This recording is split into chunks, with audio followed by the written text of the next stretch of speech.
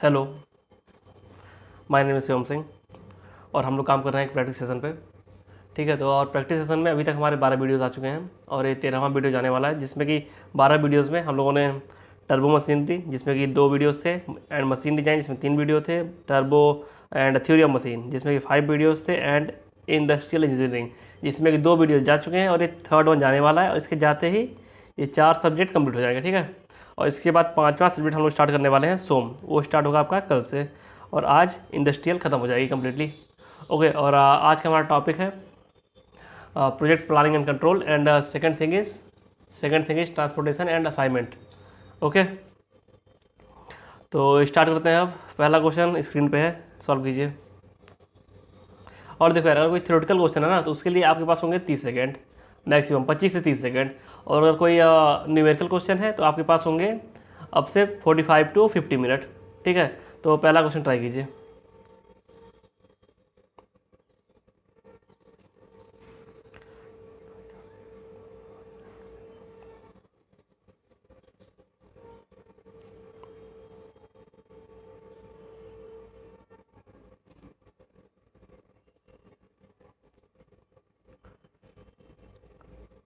ठीक है, देखो इसमें बोला गया है कि जब हम प्लांट का लेआउट बनाते हैं तो उसमें क्या क्या यूज किया जाता है। ठीक है, क्या क्या यूज करते हैं, सिंपल सी बात है यार। प्लांट का लेआउट बनाने में जो देखो तीसरा वाला जो टर्म है कोरिलेशन चार्ट, इसका हम यूज करते हैं फोरकास्टिंग करने में।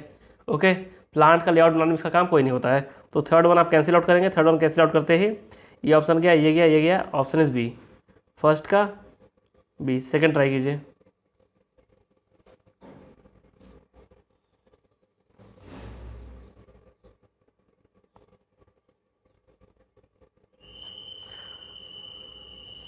थोड़ी नॉइज़ है हल्की फुल्की, वो आप इग्नोर कीजिएगा, कूड़ा वाला आया हुआ है।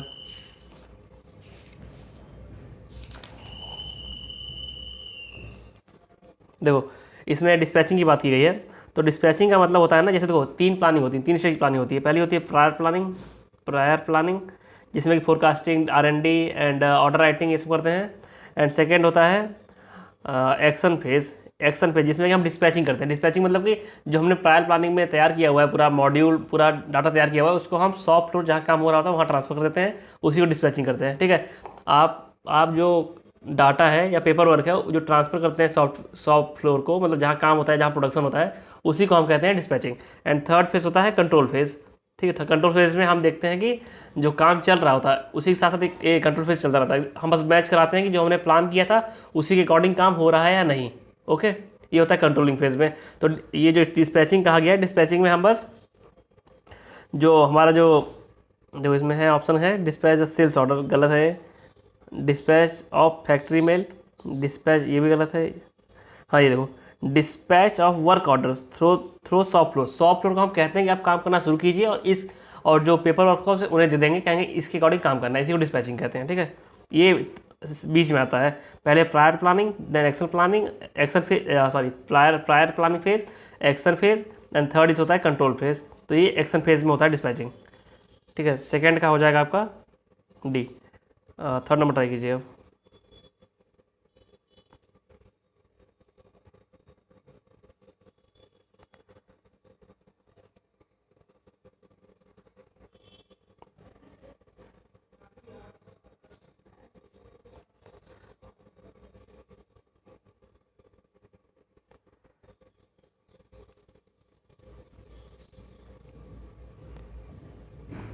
दो प्रोडक्शन शेड्यूलिंग है ना, प्रोडक्शन शेड्यूलिंग का मतलब होता है कि कौन सा काम कौन सा आदमी किस टाइम पे किस मशीन पे करेगा। ठीक है, इसको हम कहते हैं शेड्यूलिंग। कौन सा आदमी कौन सा काम किस मशीन पे कब करेगा, ठीक है, और कितना करेगा, इसको कहते हैं शेड्यूलिंग हम। ओके, और रूटिंग होती है कि किस रूट से जा रहा है, जो हमारा इन्वेंटर मटेरियल है वो किस रूट से काम होते हुए जा रहा है। ठीक है, उसको रूटिंग कहते हैं। कंपोनेंट डिज़ाइन तो पहला वाला है, टाइम स्टैंडर्ड रूट सी। ठीक है, तो टाइम भी देखते हैं शेड्यूलिंग में, रूट सी मतलब कैसे जा रहा है ये भी पता होना चाहिए। एंड कंपोनेंट डिज़ाइन कैसे कैसे डिज़ाइन होना है, पहले क्या बनना है किसी कंपोनेंट का। ठीक है, अब लेकिन उसमें सेल्स फोरकास्ट कोई मतलब नहीं होता है, फोरकास्टिंग कोई मतलब नहीं होता है। ठीक है, तो पहले का हम ऑब्सलीट करेंगे, ये काटते ही आपका बच गया थर्ड का D. Fourth number question syllabus में नहीं है, मैं बस बता दे रहा हूँ। देखो जो हॉइस्ट होता है ना, जो हॉइस्ट होता है वो बस एक ऊपर हुक टाइप लगा होता है, चेन लगी होती है, वो चीज़ों को उठाएगा आपकी जो नीचे मशीन होगी वो अंदर जाएगी, उस पर सब रख देगा, बस मशीन चली जाएगी सामान लेके, बस इसका यही काम होता है, अप डाउन करना, ठीक है। तो यही इसमें पूछा गया है कि लिफ्टिंग और lowering object suspended from a hook, इसी को कहते हैं हॉइस्ट, ठीक है। फोर्थ का ए, इस सिलेबस में था, इस टाइम मिला आपको। फिफ्थ नंबर ट्राई कीजिए।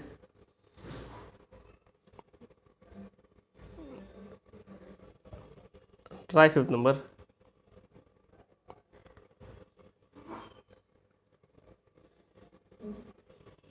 ट्राई क्वेश्चन नंबर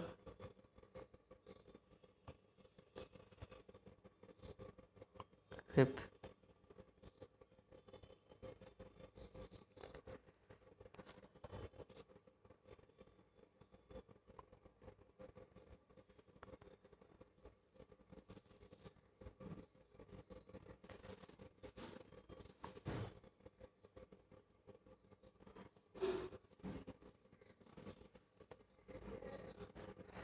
तो इसमें बात की गई है प्रोडक्ट लेआउट की।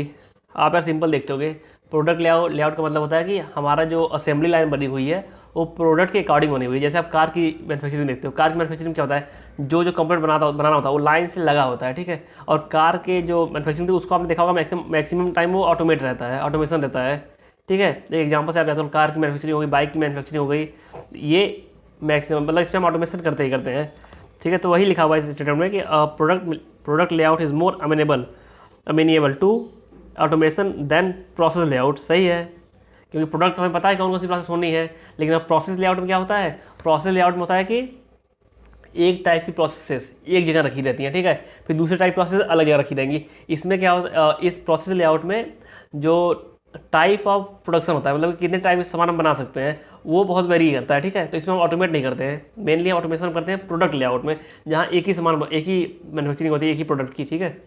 तो वही इसमें लिखा हुआ है कि product layout is more amenable to automation than the process layout because the work to be performed on the product is determining factor in positioning of manufacturing. हाँ, जो हमें काम करना है एक प्रोडक्ट पे वो पता रहता है हमें, यही काम होना है लाइन से, लेकिन प्रोसेस में क्या है कि पता ही नहीं रहता कौन सा काम आ गया, किस टाइप का काम आ गया, ठीक है। तो इसलिए ए लगा, ए है इसका, फिफ्थ का ए। सिक्स नंबर ट्राई कीजिए, try six number.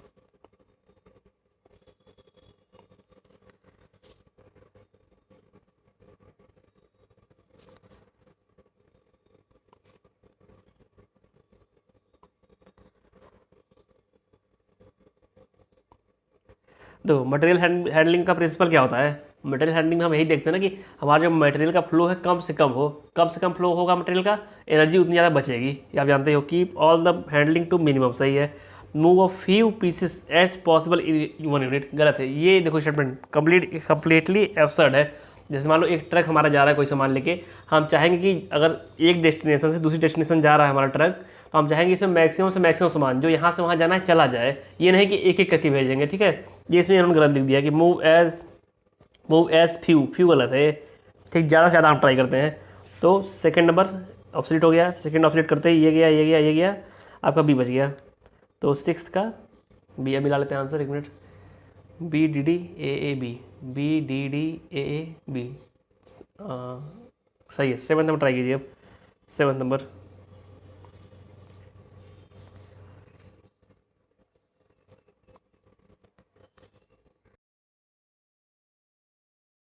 Seventh number में ना मुझे कुछ आइडिया नहीं इसके बारे में, क्या पूछना चाह रहे हैं क्या नहीं पूछना चाह रहे हैं, तो जिसको आइडिया लगे बताएगा मुझे, ये पता नहीं क्या पूछना चाह रहे हैं, ठीक है। तो इसका आंसर मुझे ये मतलब क्वेश्चन से नहीं डाउट में ही है, और उन्होंने सेवन्थ का आंसर दिया है, सेवन्थ का बी, सेवन्थ का आंसर बी दिया है। आप एट्थ नंबर ट्राई कीजिए।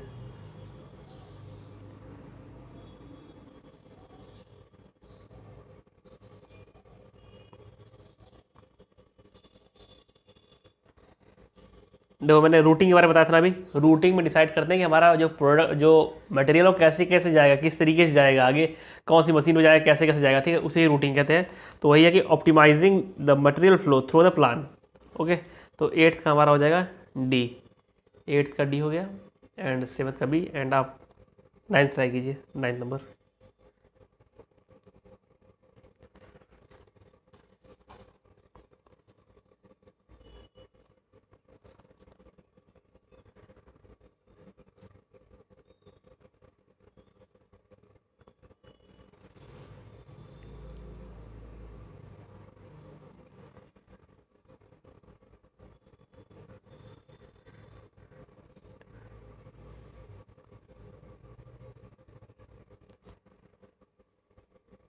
देखो यार, इसमें बोला गया है कि मैच चलाना है, कौन सा लेआउट हम यूज़ करेंगे कौन से प्रोडक्ट के लिए, ठीक है। तो इसमें आपको सिंपली दिख जाएगा, इसमें आपको बहुत सिंपली दिख जाएगा कि जो मोटरसाइकिल दिख रही है हमको, तो मोटरसाइकिल या ऑटोमोबाइल जो भी होते हैं, मोटरसाइकिल या ऑटोमोबाइल जो भी होते हैं, वो हमेशा प्रोडक्ट लेआउट होते हैं, जैसा प्रोडक्ट उस हिसाब से, ठीक है। तो डी का 2 मिल गया, डी का 2 मिलते ही हम ये कैंसिल आउट कर देंगे, तो सी का 3, सी का 4 ऑटोमेटिक हो गया। अब हमें चेक करना है ए और बी का, तो 2 4 हो चुका है। तो देखो tool and gauges, tool and gauges, इसको बनाने में बहुत प्रिसाइजनेस ये होती है, बहुत एक्यूरेसी। तो देखो बहुत एक्यूरेसी वाला काम जो होता है ना, वो होता है प्रोसेस लेआउट में। यहाँ काफ़ी सारी एक टाइप की काफ़ी सारी मशीन एक जगह रखी रहती हैं, और इसमें जो लेबर लगा होता है ना बहुत स्किल्ड होता है, ठीक है। इसलिए टूल एंड गेज वाला प्रोसेस लेआउट में जाएगा। बी का 1, तो 31 42 ढूंढ लो आप, 31 42 बी। तो 9th का बी हो गया, 9th का बी है ना, हाँ सही है। 10th नंबर आप ट्राई कीजिए, 10th number.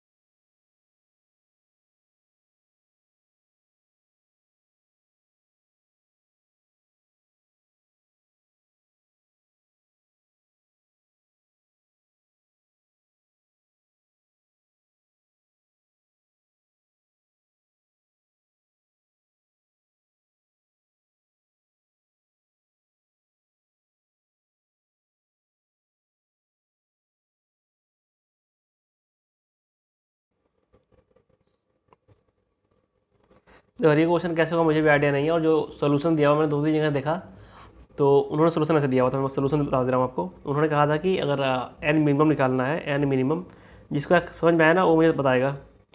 Total work content, total work content upon cycle time, ठीक है। तो टोटल वर्क कंटेंट हमारा है, ये जोड़ने में शायद 100 सेकंड आ रहा है, जो उन्होंने लिखा हुआ है 10 20 50, हाँ 100 सेकंड आ रहा है। और सबसे मैक्सिमम साइकिल टाइम है आपका 30, तो 3.3 आ गया। और इन्होंने कह दिया कि इसी से हम आंसर दे देंगे, 4 मशीन्स लगाएंगे हम।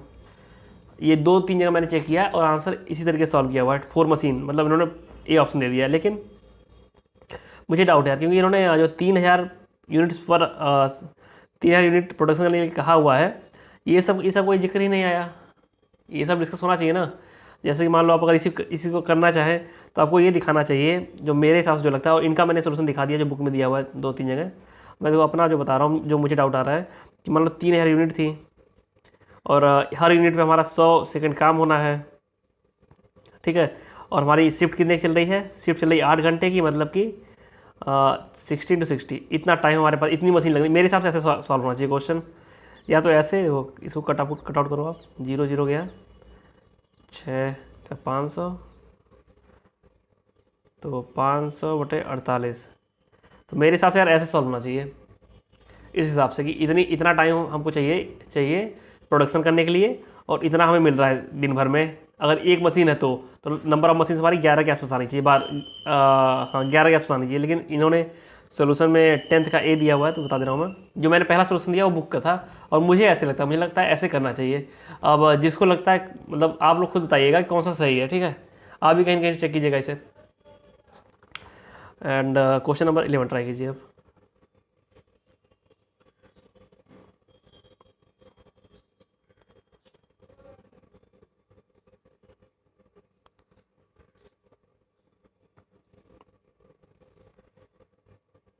देखो जो प्रोडक्शन होता है ना उसको बैलेंस तभी कहते हैं जबकि मान लो ऐसे प्रोडक्ट चल रहा है, जब सभी साइकिल टाइम्स इसका साइकिल टाइम, इसका साइकिल टाइम, इसका साइकिल टाइम, तीनों का इक्वल हो, मतलब प्रोडक्ट हमारा लगातार चलता रहे। ये ना हो कि किसी एक मशीन जाके बहुत ज़्यादा स्टॉक हो गया है, मान लो ये 30 सेकंड ले रहा था और ये 10 ही सेकंड ले रहा था, तो ये धगाधक बना रहा है, एक मिनट में इसने 6 बना दिए, तो यहाँ की लाइन लगी हुई है, यहाँ के स्टॉक ना बन जाए। हम ऐसा सेटअप कर दें कि यहाँ दो मशीन और लगा दे, जिससे कि इसका भी टाइम पीरियड 10 हो जाए, मतलब सारे जो वर्क स्टेशन हैं वो बैलेंस हो, मतलब सब पे फ्लो लगातार होता रहे।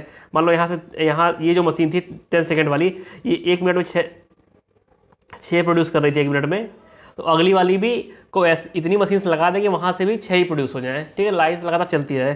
तो operation time at each station is same, ये होना चाहिए 11th का डी। 12th नंबर ट्राई कीजिए। 12th वाले में देखो यार, बताना है कि सबसे इसको सिक्वेंसिंग करनी है, सिक्वेंसिंग करिए, सिक्वेंसिंग करिए आप लोग।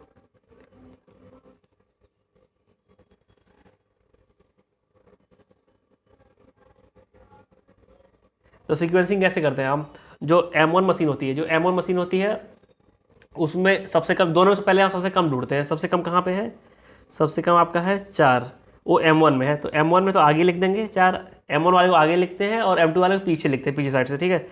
नहीं सॉरी 4 नहीं है यार, एक मिनट, सबसे छोटा इसमें 3, ठीक है, तो C आ जाएगा आपके आगे सबसे पहले, फिर 3 C हो गया, C काट दो।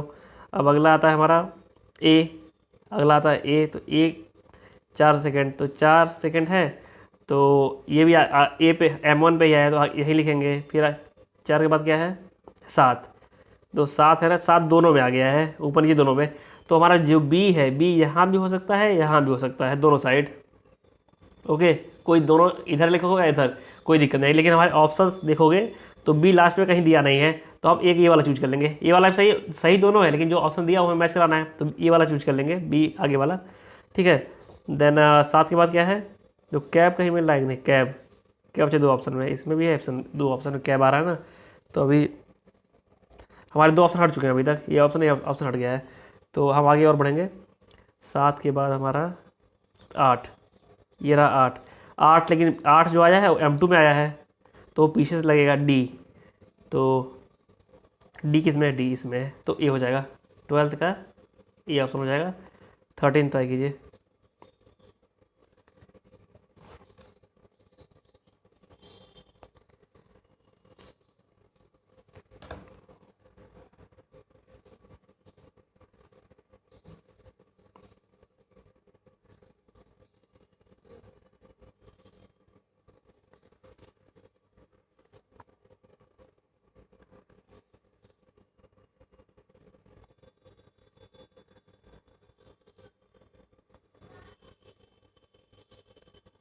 तो मूविंग एवरेज कहाँ हम यूज करते हैं, फोरकास्टिंग में, तो A का 3 हो गया, और इसके बाद लाइन बैलेंसिंग, ये ढूंढने में दिक्कत है मुझे, सीधे दिखा इकोनॉमिक बैच साइज, जो देखो सिंपलेस्ट जो दिखे ना उसे पकड़ लो, इकोनॉमिक बैच साइज, ये यूज करते हैं परचेज में, कितना हमें परचेज करना है, ठीक है।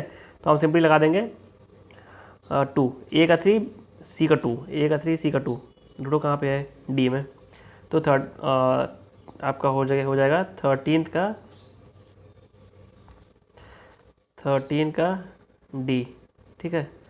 14 नंबर ट्राई कीजिए, 14 नंबर।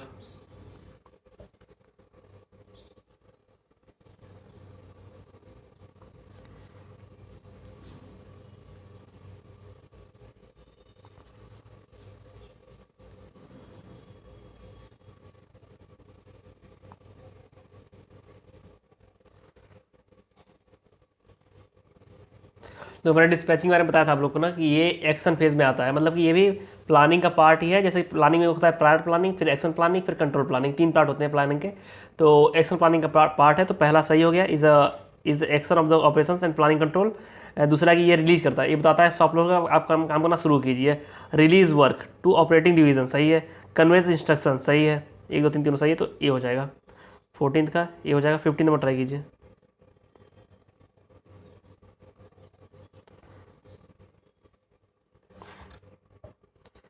Try 15 number.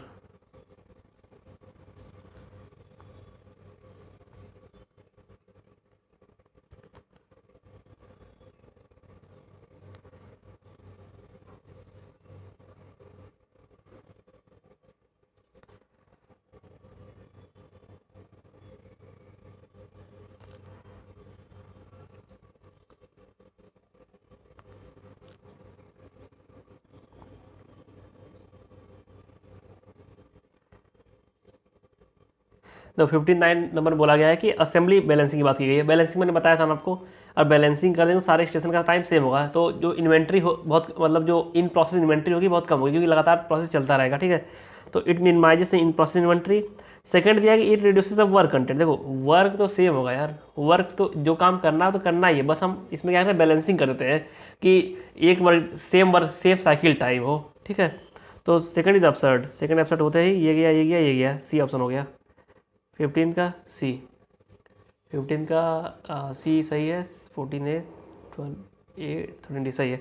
16 ट्राई कीजिए, और जो 16 क्वेश्चन नंबर है वो सिलेबस में नहीं है, इसका मैं आंसर दे दे रहा हूँ, आप क्वेश्चन देख लो, स्क्रीनशॉट लेना है तो। 16 का ऑप्शन है बी। अब आप 17 नंबर ट्राई कीजिए।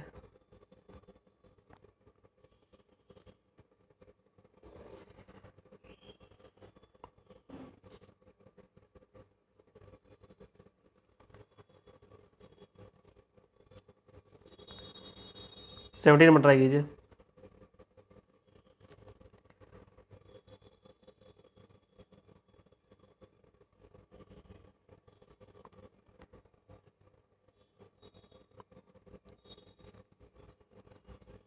देखो इसमें बात की गई एमआरपी की, मटेरियल रिक्वायरमेंट प्लानिंग, कितना मटेरियल चाहिए इसकी प्लानिंग जो करते हैं, तो उसमें क्या क्या डाटा चाहिए होता है। तो डाटा में पहली चीज़ की master production schedule, master production schedule मतलब कि कैसे प्रोडक्शन होना है, कितने क्वांटिटी में कैसे कैसे होना है, इसमें सब कुछ रहता है, तो ये चाहिए। दूसरा इन्वेंट्री पोजीशन, कि हमारे पास कितना सामान बचा हुआ है, तो उसी हिसाब से मंगाएंगे ना, कितना मंगाना है, कितना क्या करना है, इन्वेंट्री पोजीशन सही है।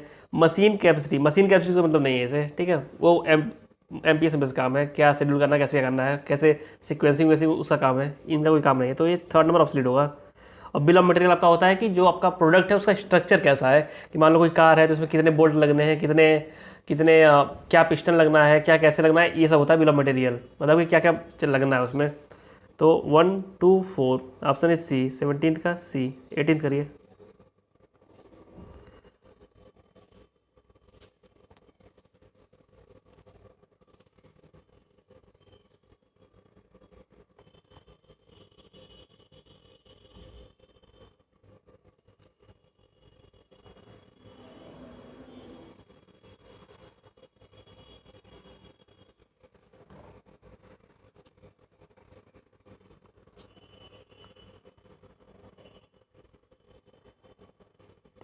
देखो इसमें कहा गया है कि प्रोसेस कैपेबिलिटी को एक्सप्लेन कीजिए। प्रोसेस कैपेबिलिटी होती है कि हम कितने लिमिट में काम कर सकते हैं। मान लो हमें कोई मान लो ये पेन ही बनाना है मुझे, ठीक है, और किसी ने कह दिया कि इसकी लेंथ होनी चाहिए 5 इंच, तो इसकी कैपेबिलिटी ये होती है कि हमने जब 5 इंच मेजरमेंट दिया है इसका, तो आप कितने में बना देते हैं, मतलब कि 5.1 तक बना पाएंगे या 4.9, कितना आप टॉलरेंस लेंगे, वही होती है प्रोसेस कैपेबिलिटी, मतलब कि कितना आप एक्यूरेट बना पाएंगे इसे। हो सकता है आप 5.0001 बनाए तो बहुत अच्छी कैपेबिलिटी आपकी है, 4.9999 बनाए तभी कैपेबिलिटी अच्छी है, लेकिन अगर कोई आया उसने बना दिया 5.5 इंच का तो खराब कैपेबिलिटी है, ठीक है। कैपेबिलिटी मतलब यही होता है कितना एक्यूरेट बना पाते हैं एरर फ्री, ओके। तो maximum deviation of the measured variable of the component, यही है डेविएशन की बात की जाती है इसमें। 18 का डी। 19th ट्राई कीजिए।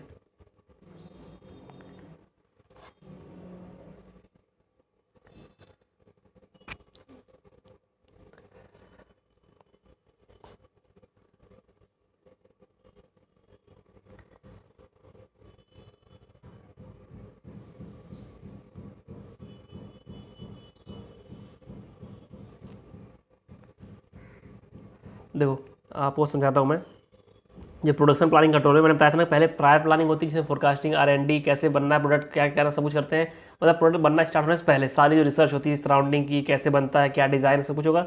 दूसरा था एक्शन फेज। एक्शन फेज में हम डिस्पैचिंग करते हैं, मतलब कि जो चीज़ें बन चुकी हैं हमारी प्रायर फेज में उसको हम कहते हैं शॉप फ्लोर वाले आदमी को, मैनेजर को, कि भैया ऐसे बनाना है, ठीक है, ये कहते हैं, और उसको देते हैं डाटा सीट कि आप ऐसे बनाइए, ये शेड्यूल है, ये लगना है, ठीक है, डिस्पैचिंग कर देंगे। तो उसके बाद होती है कंट्रोल फेज। कंट्रोल फेज में आता है आपका एक्सपेडिटिंग। हम इसमें क्या करते हैं, मैच कराते हैं। हमने कहा है कि 100 गाड़ियाँ बननी चाहिए एक दिन में, ठीक है, लेकिन हमारा डाटा ये था, लेकिन हम चेक करने गए बनी 98 है, तो हम मैच कराएंगे अपने डाटा से कि हमने क्या प्लान किया था, क्या चल रहा है, इसी कहते हैं एक्सपेडिटिंग, ठीक है। दो सेकंड ऑप्शन दिया हुआ है कि dispatching initiates the execution of the production plan. हाँ, हम डाटा से ट्रांसफर करते हैं और वहाँ से काम शुरू हो जाता है। Where expediting maintains them and sees them through their successful completion. ये हमेशा मैच कराता रहेगा कि काम सही से हो रहा है कि नहीं, ठीक है। एक्सपीडिएटिंग। देन 19 का B, 20th number, 20th number आ गया, 20th नंबर ट्राई कीजिए आप।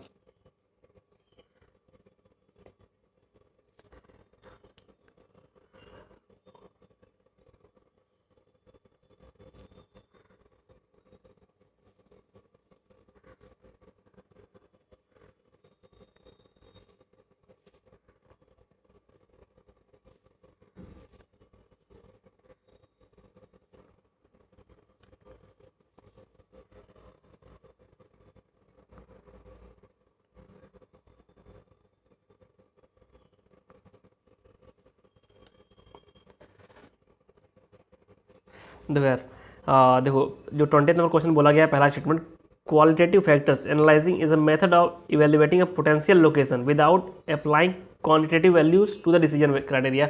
मतलब इनका कहना है कि जो हम क्वालिटेटिव डिसीजन लेते हैं, किसी कमरे में बैठ के ऑफिसर्स जो लेते हैं, वो डाटा का हम यूज नहीं करते हैं। ये गलत है। हम डाटा बहुत यूज करते हैं कि यहाँ की पब्लिक क्या चाहती है, क्या डिमांड है, कैसे कैसे कितना किस प्राइस में चाहते हैं लोग प्रोडक्ट, ये सब यूज करते हैं। ठीक है, तो ये एपिसोड हो गया। तो आपके 2 स्टेटमेंट चलेगा। अब हमें चेक करना है सेकंड एंड थर्ड। सेकंड में लिखा है the 3 determinants of the type of layout and the type of product type. 3 determinant होते हैं टाइप ऑफ लेआउट के, are the type of product, type of process and the volume of production. ठीक है, देखो type of product मतलब कि हमें एक टाइप चाहिए बस, तो हम लगा देंगे प्रोसेस लेआउट, नहीं प्रोडक्ट लेआउट लगा देंगे। ठीक है, और टाइप ऑफ प्रोसेस चाहिए तो प्रोसेस तो अलग लगेगा, और वॉल्यूम बहुत ज़्यादा चाहिए हमें, वॉल्यूम बहुत ज़्यादा तभी प्रोसेस लेआउट लगता है। और टाइप ऑफ बहुत ज़्यादा टाइप्स चाहिए तो उसके लिए हमारा लगता है प्रोसेस लेआउट। सॉरी गलत बोल रहा हूँ क्या मैं। देखो सिंपल, देखो अगर मास प्रोडक्शन मतलब बहुत ज़्यादा प्रोडक्शन चाहिए तब लगता है process layout, sorry product layout. अगर वैरायटी ऑफ प्रोडक्ट चाहिए तब लगता है प्रोसेस लेआउट। वैरायटी वाली प्रोडक्ट में, सही बोला ना मैंने, समझ गया ना, ऑटोमोबाइल में लगता है यार प्रोडक्ट लेआउट, एंड जहाँ बहुत ज़्यादा वैरायटी चाहिए होती है वहाँ लगता है प्रोसेस लेआउट। ठीक है, तो सेकंड सही है, और सेकंड सही होता ही ये सही हो गया सी स्टेटमेंट, क्योंकि यही बचा ही था बस। और थर्ड पढ़ लेते हैं। थर्ड में देखो ये गलती है ना कि इन्होंने कहा है कि ऑन असेंबली लाइन, जहाँ असेंबली लाइन लग जाती है वहाँ जॉब नहीं मास प्रोडक्शन होता है। ठीक है, तो ये गलत है थर्ड। तो आप ट्राई कीजिए 21 number. 21 is the repetition of question number 8। 21 repetition है 8वें नंबर का। आप 22 कीजिए अब।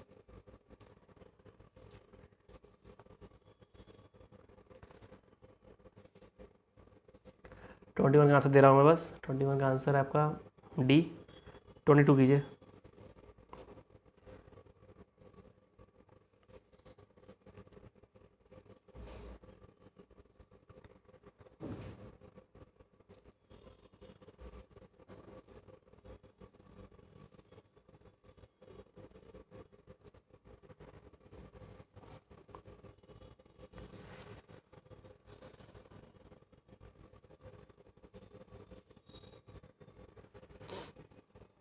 देखो यार, ये जो क्वेश्चन बोला गया है इसमें 4 स्टेशन दिए हुए हैं। ठीक, तो इसमें इनका कहना है कि कितना नंबर ऑफ प्रोडक्ट हम बना पाएंगे। ठीक है, कितना number of product per day. तो एक चीज़ देख लो, अगर 4 मशीन लगी हुई हैं, 1 2 3 4, तो ये मान लो मशीन बना रही है, ये 200 कंपोनेंट बना दे रही है, लेकिन उसको जो जो हमारा एक पार्ट है या जो कुछ बन रहा है प्रोडक्ट, वो चारों से पास होना है।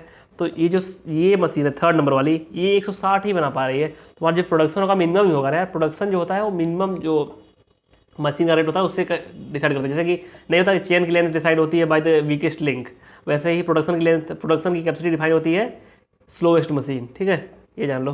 तो 160 बना पाएंगे बस। 22 का डी हो गया। 23 करिए। 23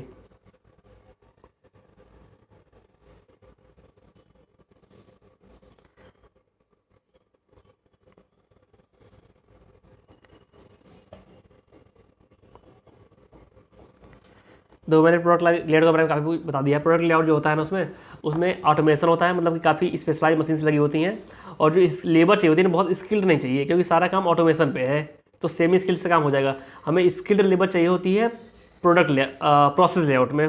प्रोसेस लेआउट हमें स्किल्ड चाहिए होती है, क्योंकि वहाँ एक टाइप की काफ़ी सारी मशीन्स लगी होती हैं, और हो सकता है काफ़ी कॉम्प्लेक्स काम आ जाए, तो वहाँ स्किल्ड लेबर चाहिए, स्किल्ड लेबर उस मशीन चलाने के लिए। ठीक है, तो इसका आंसर हो जाएगा special purpose machine and semi skilled labour. 23 का सी। एक मिनट रुक जाओ, CDDC 20 से ना, CDDC सही है। 24 ट्राई कीजिए, 24।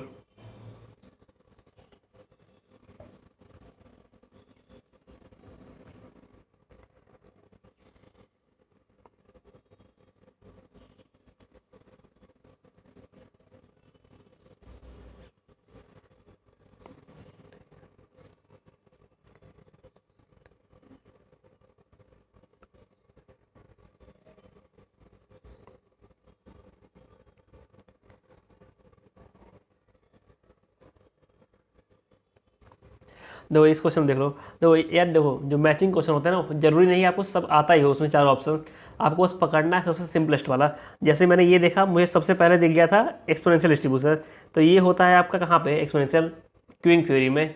जो सर्विस रेट होता है, जो सर्विस होती है वो एक्सपोनेंशियली डिस्ट्रीब्यूट होती है, ठीक है, एक्सपोनेंशियल डिस्ट्रीब्यूशन लगता है उसमें। तो मुझे डी का 3 मिल गया तुरंत, मैं डी का 3 मिलते ही मैंने ये दोनों ऑप्शन कट कर दिए, ये दोनों। तो मुझे ए का 2 ऑटोमेटिकली दिख गया, ए का 2 अपने आप सेट हो गया। अब मुझे और ढूंढना पड़ा कि जो एक्सपेक्टेड वैल्यू अप्रोच होती है, एक्सपेक्टेड वैल्यू हम निकालते हैं पर्ट वाले में, तो पर्ट CPM बी का 1 मिल गया, तो ऑप्शन हो गया हमारा 21 43 21 43, ए ऑप्शन। 24 का ए। 25 कीजिए, 25 तो सिलेबस में नहीं है। 25 में देखो पूछा गया है कि हैंडलिंग ऑफ लाइमस्टोन, लाइमस्टोन है, देख लो कहीं मिल में जो मिल्स में चेन लगी होती है ना, चेन को ही कन्वेयर बेल्ट बोलते हैं, बेल्ट कन्वेयर। तो 25 का ए हो जाएगा, सिलेबस में लेकिन फिर भी डिस्कस कर ले रहे हैं हम लोग। 26 जो रिपीटेशन है क्वेश्चन नंबर 2 का, 26 का आंसर हमारा ए है। 27 नंबर करिए अब।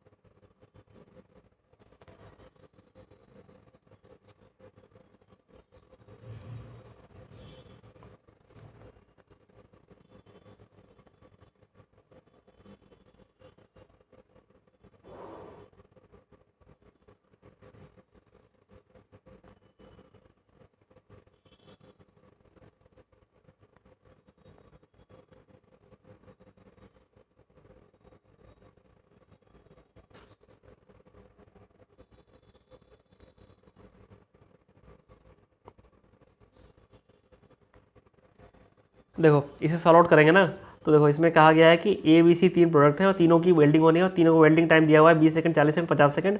और इसमें ये भी कहा गया है कि इतने प्रोडक्ट बनाने हैं, 40 450 360 240, और एक वेल्डिंग मशीन काम करती है 220 मिनट के लिए। तो सिंपल सी बात है कि जितना टोटल काम चाहिए हमें अपॉन एक मशीन कितना काम कर रही है, डिवाइड कर देंगे तो निकल जाएगा कितनी मशीन हमें चाहिए। तो सिंपली आप डिवाइड कर लो, डिवाइड करने के काफ़ी तरीके हैं। 60 से आप 60 को आप काट दो, कैसे काटोगे? सबसे पहले 60 काट, 0 0 काटो पहले, 0 0 गया सबका। और अब 6 काट दो, 6 काटेंगे तो 2 से 2 3, ये 15 हो जाएगा, ये 6 हो जाएगा, मतलब 24, 15 प्लस 24, और इसको काटेंगे 6 से तो ये 4 20, 15 24 20 अपॉन 22। तो इसे सॉल्व आउट करने पे कितना आएगा?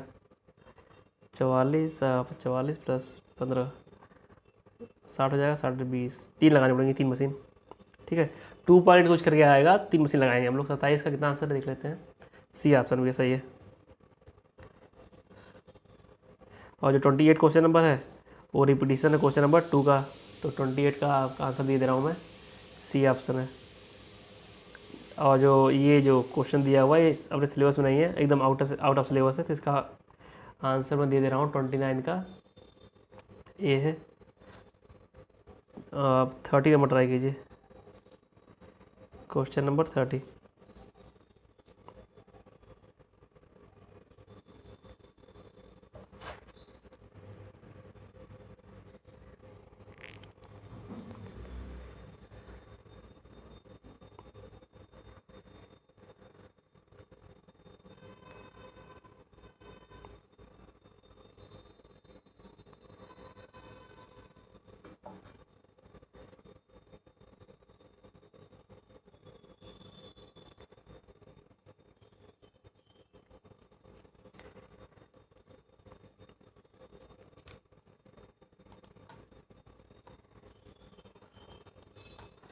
देखो यार, जो ये क्वेश्चन दिया हुआ है 30 नंबर, तो आपको सबसे पहले देखना चाहिए जो जो आपको दिख जाए। मुझे देखो इसमें जो दिखा बता दे रहा हूँ मैं, वही सबसे पहले दिख गया बिल ऑफ मटेरियल। तो बिल ऑफ मटेरियल मुझे पता है कि ये प्रोडक्ट में क्या क्या लगना है ये बताता है, तो आपका प्रोडक्ट स्ट्रक्चर हो गया। तो एक बी का मैंने 4 मारा, जैसे ही बी का 4 मारा ये कैंसिल हो गया ऑप्शन, तो ए का 3 ऑटोमेटिक दिख गया।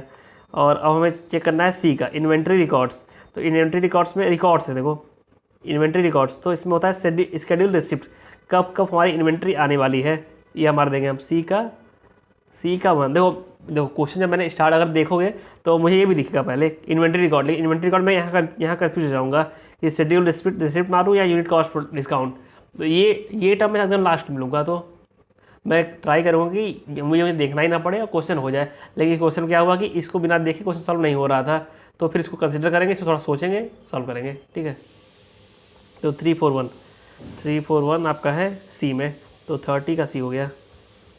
आप 31 ट्राई कीजिए, 31 ट्राई कीजिए।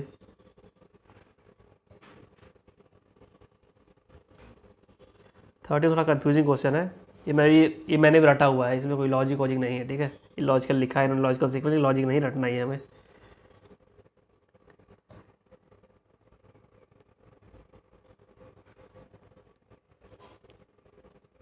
लेकिन एक चीज़ इसमें मुझे कंफर्म क्लियर है कि जो सोशली एक्सेप्टेबल होना चाहिए प्रोडक्ट, अगर सोशली एक्सेप्टेबल ही नहीं है तो बनाने का और इकोनॉमिकली चेक करने का कोई मतलब ही नहीं है, ठीक है। तो सबसे पहले सोशली, और सोशली इसमें दिया हुआ है बस सिंगल ऑप्शन में, आंसर इसका बी होना चाहिए, हाँ बी है, ठीक है। बस मुझे देखो यही पता है बस कि ये सोशली एक्सेप्ट होना चाहिए प्रोडक्ट, अगर नहीं हुआ तो कोई मतलब नहीं। जैसे हमारी नैनो गई थी बंगाल में, तो वहाँ एक्सेप्ट नहीं किया लोगों ने सोशली, तो वहाँ ये प्लांट नहीं लगा पाए, ठीक है। सिंपल, वो सबसे मेन होता है कि जो हमारे वहाँ कम्युनिटी जो है उसे एक्सेप्ट करे, ठीक है। तो 31 का बी। 32 को ट्राई कीजिए। तो डाइवर्सिफिकेशन का मतलब होता है ना, जैसे कि कोई कंपनी होती है, जैसे कि मेरा यूट्यूब चैनल ये है, तो पहले मेरा चैनल ये था, मैंने फीमेल लर्निंग बनाया था, मैं इसमें फिजिक्स मैथ पढ़ा रहा था। फिर मैंने सोचा कि मैं मैकेनिकल इंजीनियरिंग भी हल्का फुल्का थोड़ा बता सकता हूँ लोगों को, तो मैंने डाइवर्सिफाइड किया, मैकेनिकल इंजीनियरिंग खोल दी। फिर कुछ लोग मुझसे पूछने लगे कि कैसे पढ़ना है, कैसे क्या करना है, कैसे क्या क्या, तो मैंने एक और चैनल बना दिया अभी, टॉक्स विद शिवम करके, वो फीचर्ड में है। तो इसी को कहते हैं डाइवर्सिफिकेशन, कि मैं मैक्सिमम लोगों के पास पहुँच सकूँ। जैसे मेरे काफ़ी दोस्त के भाई हैं जो BHU की तैयारी करते हैं, BHU जो बनारस में है, तो उसके बारे में लोग पूछते हैं कैसे पढ़े मैथ ये हो, तो इसीलिए मैंने वो चैनल बना दिया, उसमें मैं वो सब डिस्कस कर लूँगा। मतलब बकैती वहाँ होगी, पढ़ाई यहाँ होगी, तो वहाँ बातचीत हो सकेगी उस चैनल पे, ठीक है। तो देखो इसमें reason for diversification is two, diversification का रीजन है सेटिस्फाई मोर कस्टमर्स, सी। 32 का सी, ओके। 33 देख लो, 33 ट्राई करो, अपने आप ट्राई करो, अच्छा क्वेश्चन है।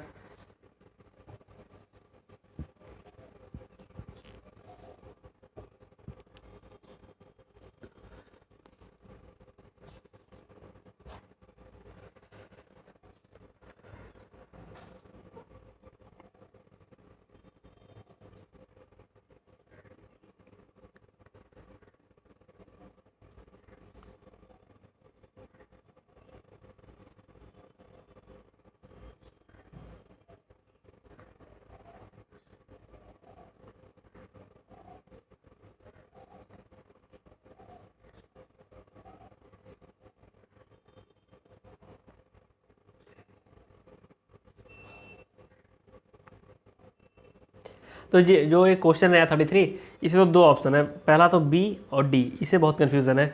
और जहाँ तक मुझे अगर मानना होगा तो मैं डी को प्रीफर करूँगा, बिकॉज कि इसमें इन्होंने बोला है कि which are the following is true in respect of production control for continuous assembly line, continuous assembly line. तो कंटिन्यूस असेंबली लाइन के लिए क्या होता है कि काफ़ी जगह से हमारा प्रोडक्शन होता रहे, कि हमारी लाइन ब्रेक ना हो।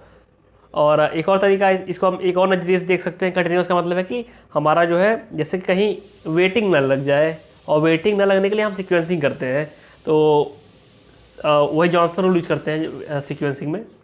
तो वही बी भी हो सकता है, डी भी हो सकता है, लेकिन अब मुझे डी लगता है बी भी सही है, कोई गलत इसमें बी डी में कोई नहीं है।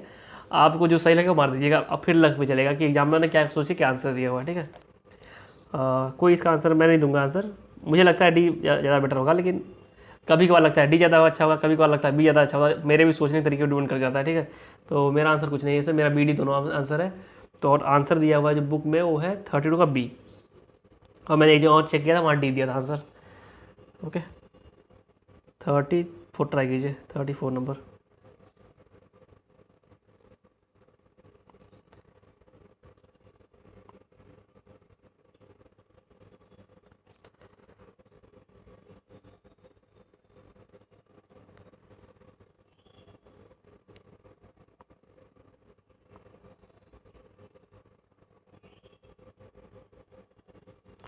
देखो इसमें पूछा है कौन सी एक्टिविटी पहले करेंगे। पहले हम बनाएंगे मास्टर प्रोडक्शन शेड्यूल, कि हमारा जो प्रोडक्शन हो रहा है कैसे कैसे होना है, क्या क्या लगना है, क्या क्या चाहिए उसमें, ठीक है। उससे में ये डाटा आ जाएगा। उसके बाद आएगा तो मास्टर प्रोडक्शन शेड्यूल पहले होना चाहिए, तो ये ऑप्शन चला गया और आपका ये ऑप्शन चला गया। तो अब हमें आगे क्या चेक करना है, ऑर्डर रिलीज। तो ये इन्होंने ऑर्डर रिलीज कर दिया। एमपीएस बनाते हैं ऑर्डर रिलीज, एमपीएस बनाते ऑर्डर रिलीज नहीं करते हैं। एमपीएस बाद एमआरपी बनता है, ठीक है, मटेरियल रिक्वायरमेंट प्लानिंग। एमआरपी बनने के बाद ऑर्डर रिलीज होता है, ठीक है। तो ये गलत हो गया है। तो हमारा ऑप्शन बचा ए, सही हो गया ये। और अगर आप पूरा पढ़ना चाह रहे हो, देखो पहले बनाते हैं एमपीएस, फिर देखते हैं कैपेसिटी कितनी है, प्लानिंग कैपेसिटी प्लानिंग करते हैं, ठीक है, कितना बनना है, कैसे क्या करना है, कहाँ रखाएगा, ये सब चीज़ देखते हैं कैपेसिटी प्लानिंग में। देन एमआरपी आता है, देन ऑर्डर रिलीज। एमआरपी के बाद ही ऑर्डर रिलीज होगा, मतलब हमें पता तो चल जाएगा यार कि कितना क्या क्या चाहिए, कितना हमारे पास इन्वेंट्री रखा हुआ है, कितना ट्रांजिट में आ रहा है, तभी ना हम उस हिसाब से कहेंगे हाँ 4 चीज़ और मंगा लो, कम पड़ेंगी, ठीक है। तो 34 का ए हो जाएगा। 35 कीजिए। हाँ देखो ह्यूज एयरक्राफ्ट अगर कोई है तो अगर आप एच में कहीं गए होंगे ट्रेनिंग करने के लिए, वहाँ पे देखा होगा कि एयरक्राफ्ट एक जगह रखा रहता है और सारी मशीनें आती रहती हैं, उसी के पास आगे काम करती हैं, ठीक है। सारे स्किल्ड लेबर भी आते हैं और सब कुछ आता वहीं वहीं काम होता है। तो फिक्स पोजीशन लेआउट इसे कहते हैं हम लोग। ओके, तो सी लग जाएगा। और इसमें देखो स्किल्ड लेबर चाहिए होता है और मटेरियल हैंडलिंग बहुत की इफिशियंसी बहुत ख़राब होती है, क्योंकि सब कुछ हमें वहीं ला के करना है, काम मशीन भी लाना है, सब कुछ वहीं लाना है, ठीक है। तो मटेरियल हैंडलिंग ख़राब होती है फिक्स लेआउट में। लेकिन जो प्रोडक्ट होता है वो सिंगल टाइप यूनिक टाइप बनता है। मान लो जैसे, ठीक है, इतना काफ़ी एक्सप्लेनेशन। 34 का सी, 35 का सी, एक मिनट का मिलाते हैं। सी बी ए सी सही है। अब आप करिए 36 नीचे है क्या, 36 नंबर ट्राई कीजिए। ये फिर डिस्पैचिंग आ गया यार, इसमें क्या है, डिस्पैचिंग का मतलब वही होता है कि आप ऑर्डर दो नीचे वालों को कि काम करना शुरू करो भैया, तैयारी हो गई है सारी। तो ढूंढ लो कहाँ पे है।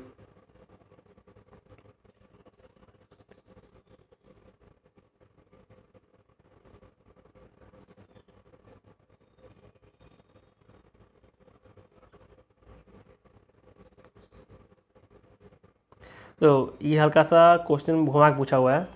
तो बी जो बोला है कि appraisal and evaluation of human work, ये इसका काम नहीं है। एंड डी जो है moving the work after completion to the next process, ये भी इसका काम नहीं है।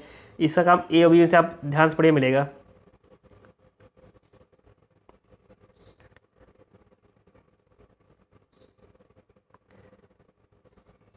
36 ध्यान से पढ़िए, 36 में भी देख लेता है। तो 36 डिस्पैचिंग का मतलब ये होता है, थोड़ा कन्फ्यूजिंग टाइप का ही है। मेंटेनिंग द रिकॉर्ड जो ए वाला दिया हुआ है, इसमें तो record of starting and completion of each operation. Dispatching में डाटा ये भी रहता है डिस्पैचिंग के अंदर, ये लेकिन उतना उतना करेक्ट नहीं है। अब जो C option, taking all the steps which are mean to affect and implement the program of the production according to the plan, ठीक है, उसको कहते हैं डिस्पैचिंग। मतलब हमने जो ऑर्डर्स दिए हैं उसमें जो है सब कुछ रहता है उसमें ना, कि पूरा कंट्रोल होना चाहिए, कितना बनना चाहिए। तो ऑप्शन है सी। बहुत कन्विंसिंग नहीं है एक्सप्लेनेशन मेरा, लेकिन ठीक है। अब सी ऑप्शन दिया हुआ, सी मारेंगे हम लोग, ठीक है। और सी है भी, जेनुअनली सी आंसर सही है, क्योंकि मैंने काफ़ी चीज़ इसको चेक किया हुआ 3-4 जगह, सी सही है। ओके, 36 का सी। आंसर देख के मैं एक्सप्लेन करने की कोशिश कर रहा था पहली बार, आंसर देखने के बाद एक्सप्लेन करने की कोशिश। ओके, 36 का सी है। 37 नंबर ट्राई कीजिए।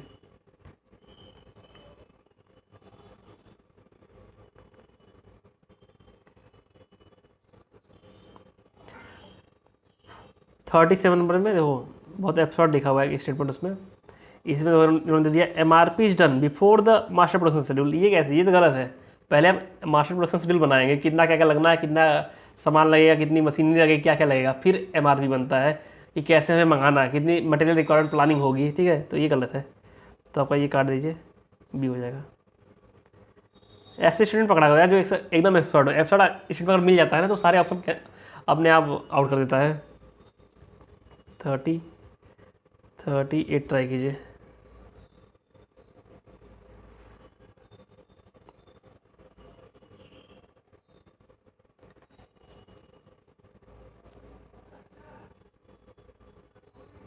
38।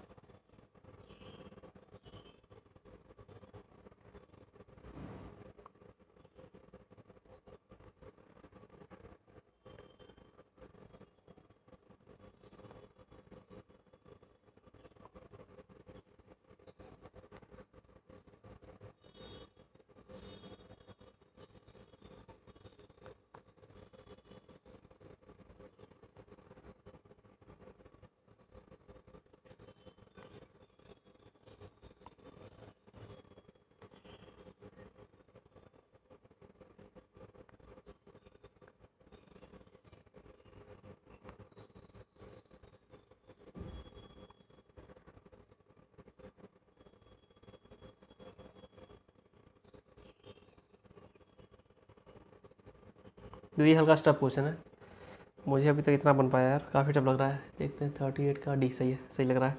देखो इसमें बोला मतलब ये 4 चीज़ें थी और बड़ा कन्फ्यूजन टाइप दिखा हुआ था, कन्फ्यूजन लग ही रहा था। जब वो बड़ा हो जाता है क्वेश्चन तो कन्फ्यूजन हो जाता है वो। तो देखो मैंने सबसे पहले पढ़ा MRP, मटेरियल रिक्वायरमेंट प्लानिंग, और मैंने यहाँ जाके चेक किया 2 और 4 पढ़ना है मुझे बस। 2 4 मैंने पढ़ा rescheduling order based on the production priorities and monitor progress of order and, ये मुझे समझ में नहीं आया। फिर मैं गया मास्टर प्रोडक्शन शेड्यूल पे, तो सी का ऑप्शन मैंने देखा 1 और 3 पढ़ना है मुझे बस। Listing product to be assembled and when to be delivered, ठीक है, ये मैंने पढ़ा सी का पहला, और क्लोज टॉलरेंसेस। तो मुझे पहले और तीसरे में मोर कन्विंसिंग लगा पहला वाला, तो मैंने 3 वाले ऑप्शन का ऑप्शलेट किया। 3 को मैंने जैसे ऑप्शलेट किया, मुझे ए का 5 ऑटोमेटिकली मिल गया, ठीक है, ए का 5।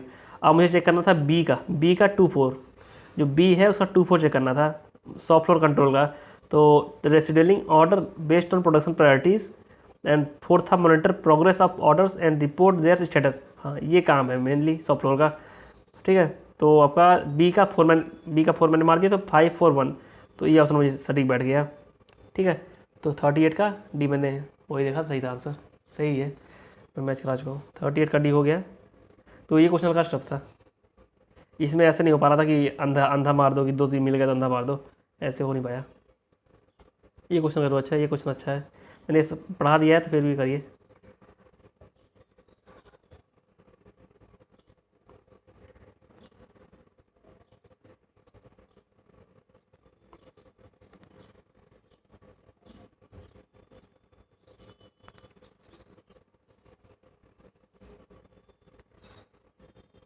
मैंने बताया था अभी ना कि आपको अगर वीकेस्ट लिंक जो होती है चैन की, वो सब वही स्ट्रेंथ होती है चैन की।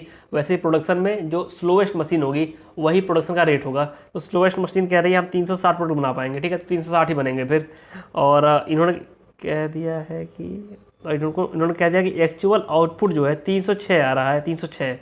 तो हम लोग चेक कर लेंगे कि 306 कितना % है 360 का। ओके, मैक्सिमम हमारा 360 है। जैसे हम कहते हैं ना कि सेकंड ऑर्डर एफिशिएंसी ऐसे निकालते हैं कि हमारी मैक्सिमम एफिशिएंसी कितनी हो सकती है, उसके कंपेरिजन कितना आ रहा है, वही ये लग रहा है यहाँ पे कि 360 हो सकती है मैक्सिमम, और 306 है, तो ये कितना आ जाएगा रेशियो 72 नहीं 80 के ऊपर होगा, 80 के ऊपर होगा तो 85 हो गया, ठीक है। 39 का डी, 39 का डी है भी 40 नंबर कीजिए ट्राई आप, 39 का डी सही है, 40 नंबर ट्राई कीजिए।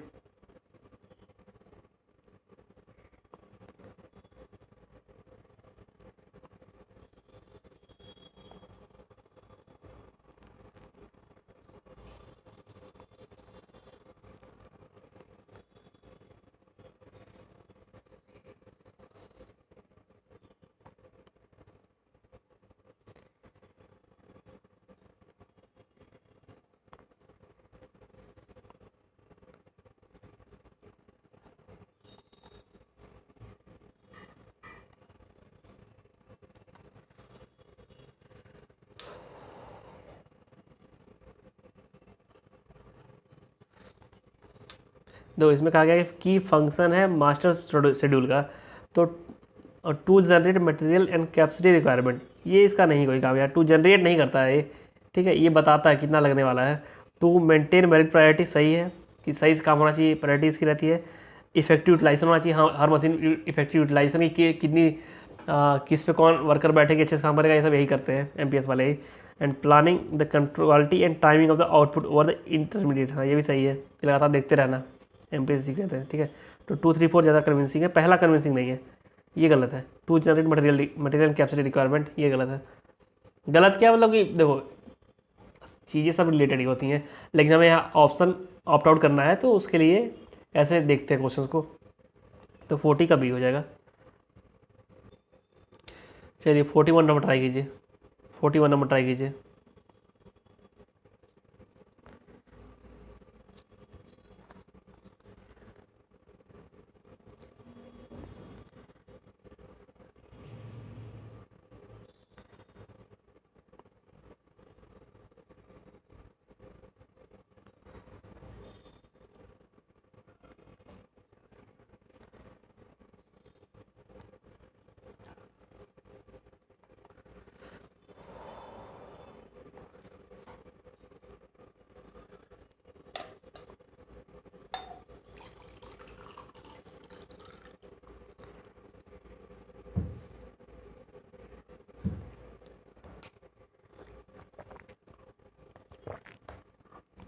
तो ये क्वेश्चन हम काफ़ी बार डिस्कस कर चुके हैं एमआरपी के लिए, कि एमआरपी में फोरकास्टिंग कोई मतलब नहीं होता, ठीक है।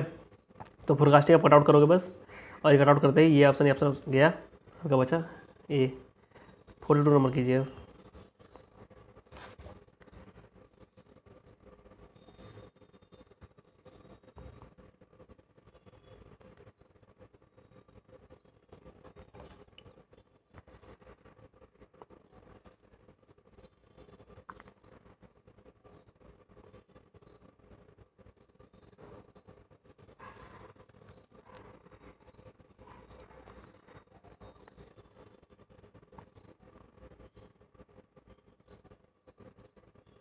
तो ये क्वेश्चन देख लो यार, आप एक चीज़ जान लो कि जैसे कि मैंने पहला ऑप्शन पढ़ा, तो आपको सारे ये नहीं पढ़ने होते हैं, आपको बस ऑप्शन जाना है। ऑप्शन में जाइए, आप देखिए 3 4, एक आप बस 3 4 दिया था, आप 3 4 बस पढ़िए, इससे टाइम बचता है, ठीक है। ये तरीका होता है क्वेश्चन करने का।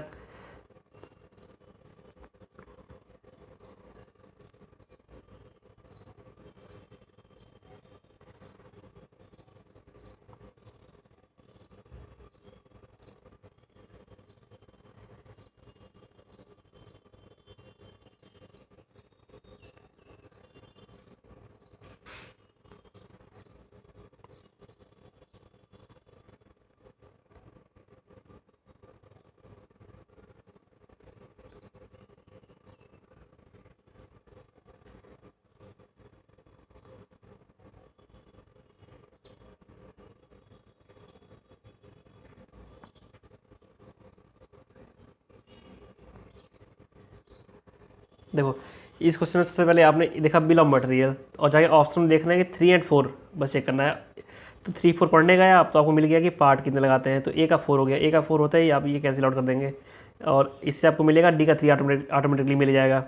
उसके बाद आप चेक करेंगे बी में 1 और 2 पढ़ना है। तो बी कैपेसिटी रिसोर्स थोड़ा टफ टॉपिक, इसे हम नहीं पकड़ेंगे, हम पकड़ेंगे अब सी को, मटेरियल रिक्वायरमेंट प्लानिंग। तो सी में देखेंगे कि सी में भी 1 2 है, तो देखेंगे technique for determining the quantity and the timing of dependent items, dependent demand items. तो आप सीधे इसी को मार दोगे, ठीक है। एमआरपी को ही एमआरपी फोरकास्टिंग करते हैं इंडिपेंडेंट आइटम्स के लिए, और एमआरपी करते हैं, एमआरपी लगाते हैं डिपेंडेंट आइटम्स के लिए। जैसे कि अगर आपको कार बनानी है, तो कार की कितनी डिमांड होगी ये बताएगा फोरकास्टिंग, लेकिन जो पहियों की कितनी डिमांड होगी वो तो फिक्स हो गई ना फोरकास्टिंग करने के बाद। ये बताएगा आपका एमआरपी, ठीक है। पहिए या नट बोल्ट्स कितने लगेंगे, ठीक है, ये एमआरपी करता है। मतलब ये मत समझना कि कार 4 ही पहिए चाहिए होते, भैया हो सकता है ट्रक हो, ठीक है, या तो 2 स्कूटर हो, ठीक है। तो बहुत वैसा बुद्धि मत लगाना सवाल आते समय, ठीक है। तो 41 23 हो गया आंसर हमारा। तो आपसे 42 का 41 23 पकड़ लो ए, 42 का सी दिया यार, 1 मिनट, एक कोई गलत मार दिया क्या मैंने? नहीं, गलत फिलअप किया है। एमआरपी में पहला मैंने बोला था ना, एमआरपी सी का 1 है, गलत फिलअप किया है। ये एमआरपी का ये डेफिनेशन था ना, तो 42 13 सी में है। ये दो ब्लंडर है, simply it's a blunder, complete blunder है। ऐसे एग्जाम में हो जाएगा, फिर आदमी घुस जाएगा पूरा। करिए 43 नंबर ट्राई कीजिए।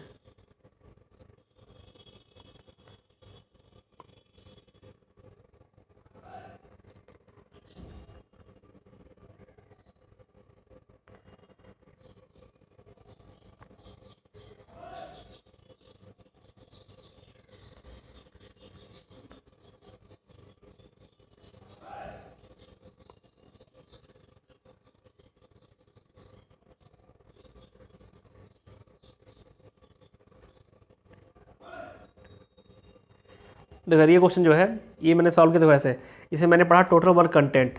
तो टोटल वर्क कंटेंट क्या होगा, सारे जितने वर्क हैं उनको ऐड ऑन कर दो, जैसे कि aggregate of all works elements to be done online.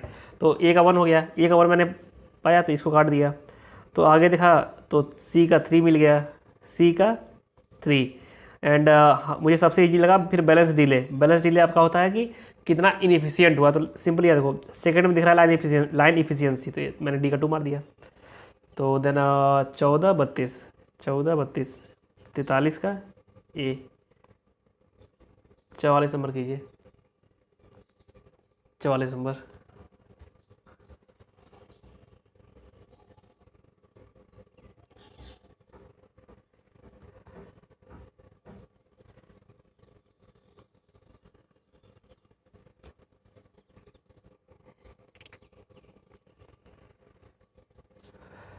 तो 44 नंबर करना है मुझे। तो ये क्वेश्चन डिस्कस हो चुका है कई बार। तो इसमें पूछा गया है कि in assembly line when the work station times are unequal, वही की 4 मशीन लगी हुई हैं, अनइक्वल प्रोडक्शन रेट है, तो जिसका प्रोडक्शन रेट सबसे कम होगा वही आंसर हमारा होगा। तो production rate of N assembly line is determined by slowest station time, ठीक है, जो सबसे स्लो काम कर रहा होगा उसी से डिसाइड होगा। तो 44 का बी हो गया, ठीक है। तो 45 कीजिए, 45 अगेन सेम क्वेश्चन है। तो इन्होंने 4 चीज़ें कही हैं ABCD, तो ABCD सबसे धीरे कौन से चल रहा है ए, तो और बोला कि 90% इफिशियंट है, तो सबसे मिनिमम वाले का 90% कर दीजिए, तो 90 आंसर आ जाएगा। इसमें टाइम इसलिए नहीं दे रहा हूँ कि ये रिपीट क्वेश्चन है, मैं बस सॉल्व कर दे रहा हूँ कि जिससे कि आपको कन्फ्यूजन आएगा। आपको सॉल्व करना है तो वीडियो रोक लीजिएगा, सॉल्व कीजिएगा, ठीक है। एंड 46 नंबर जो क्वेश्चन है वो करिए।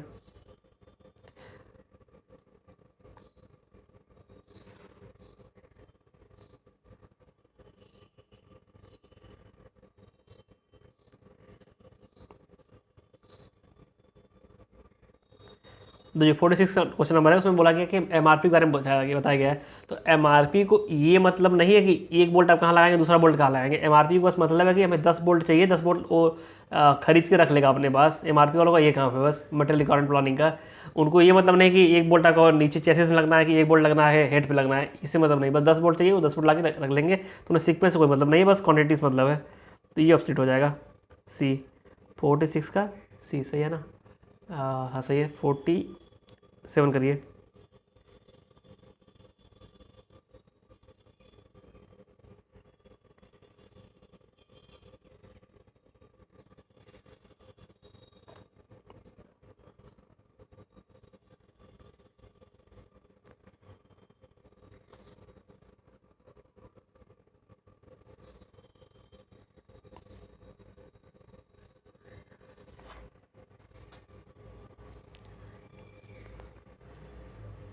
देखो शेड्यूलिंग का काम होता है कि कब कहाँ कब कौन सी मशीन पे कितना कौन आदमी काम करेगा, चारों चीज़ें बताता है शेड्यूलिंग, ठीक है।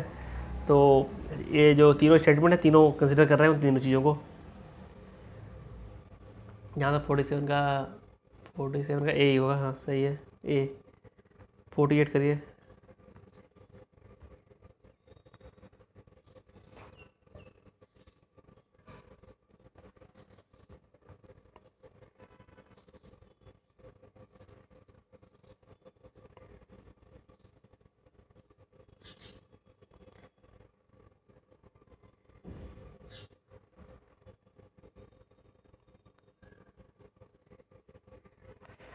देखो ये जो क्वेश्चन है प्रोडक्शन प्लानिंग कंट्रोल में तीन फेज होते हैं प्लानिंग में। पहला प्रायर प्लानिंग, दूसरा एक्शन फेज, तीसरा होता है कंट्रोल फेज। तो प्रायर फेज में ही हम फोरकास्टिंग करते हैं, डिज़ाइन करते हैं, कितना मटेरियल चाहिए, सब कुछ कर लेते हैं, ठीक है। एक्शन फेज में हम करते हैं डिस्पैचिंग। एंड थर्ड फेज होता है कंट्रोल फेज, उसमें बस कंट्रोल करते हैं कि जो हमारा हमने डाटा दिया है कि हमें 10 चीज़ें बनानी है, 10 बन रही हैं कि नहीं बन रही है। अगर 8 बन रही है तो उस हिसाब से एक्शन लेंगे, ठीक है। तो जो जो होता है डिज़ाइन, होता है प्रायर प्लानिंग में। यार सिंपल सी बात है, मशीन बनना कब स्टार्ट होगी? जब डिज़ाइन हो जाएगा उसका तभी बनना शुरू होगा, ठीक है। तो डिज़ाइन पहले नंबर पे आना चाहिए, फोर्थ पहले नंबर पे। तो फोर्थ पहले नंबर पे एक ही ऑप्शन है बस है, ये तीनों कैंसिल आउट होगा, सी। 48 का सी। 49 कीजिए।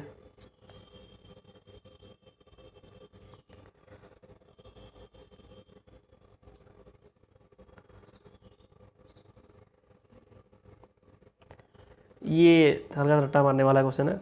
इसमें कहा गया कि production planning and control functions are extremely complex in, ये सबसे कॉम्प्लेक्स कहाँ कब होते हैं? तो these are extremely complex in batch production at irregular intervals. Main ये है, मेन बात ये है, इरेगुलर इंटरवल्स, ठीक है। तो डी आ जाएगा 49 का डी। 50 नंबर ट्राई कीजिए, 50 नंबर।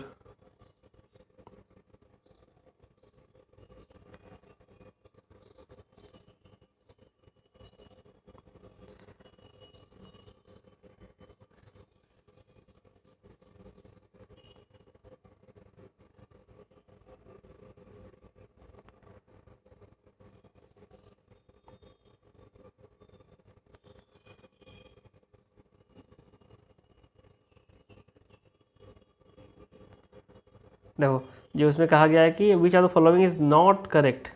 तो इसमें dispatching is the activity related to the related, इनका कहना है कि डिस्पैचिंग में होता है कि हम सामान बन गया फिर कस्टमर पहुंचा रहे हैं, ऐसा कुछ नहीं है।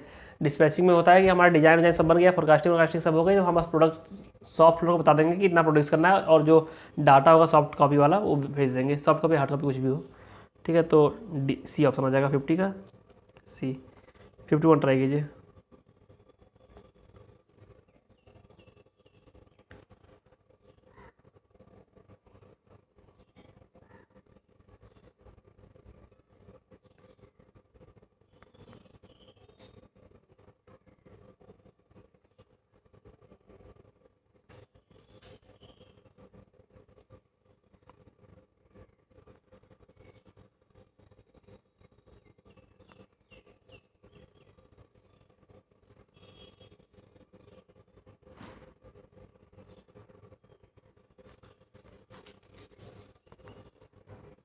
तो इसमें पूछा गया कि कोई 1000 आइटम्स हमें बनाने हैं, और हर आइटम एक बनाने में 10 मिनट लग रहा है, और हमारी जो कंपनी चल रही है वो 2 शिफ्ट में काम कर रही है, और एक दिन में 16 घंटे के आसपास चल पा रही है।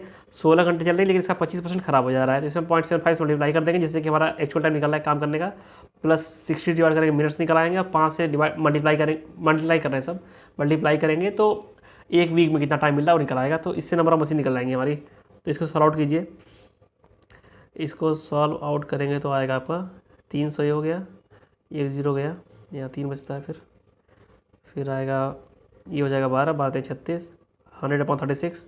तो ये 2 पॉइंट कुछ के अराउंड आएगा, तो 2.66 आएगा, तो 3 आ जाएगा आंसर आपका 3। ओके, तो क्वेश्चन ट्राई कीजिए 52। 51 का सी हो गया।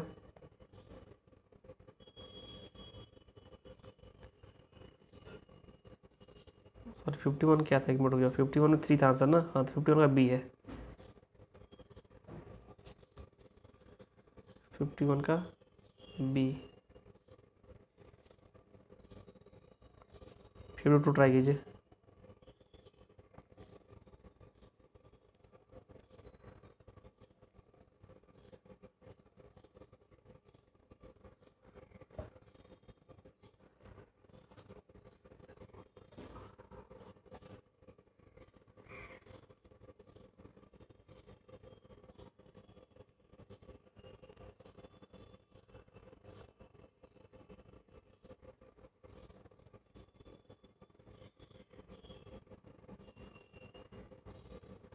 देखो तीनों ऐसे ही है, लाइन बैलेंसिंग हम यही सब करते हैं कि ऐसा काम करेंगे कि हमारा जो आइडल टाइम है या फिर जो स्टेशन टाइम है सब कुछ सेम रहे, आइडल टाइम कम से कम हो और सारे स्टेशन का टाइम सेम हो। तो वही पहला कि यूटिलाइजेशन हाई हो जाएगा, इससे मिनिमाइजेशन ऑफ आइडल टाइम हो जाएगा, और तीसरा कि approximant of sequential activities into the work. ये भी सही लग रहा है, पता नहीं क्या नहीं सही लग रहा है, फीलिंग आ रही है सही लग रहा है, ठीक है। तो 1 2 3 तीनों होना चाहिए 52 का ए। 52 का ए सही है। मतलब वही कहना चाह रहा है कि सीक्वेंशियल नंबर को सही से लगाइए आप, जिससे कि बढ़िया से काम हो, हमारा टाइम कम खराब हो। तो आप 53 ट्राई कीजिएगा, 53 ट्राई 53।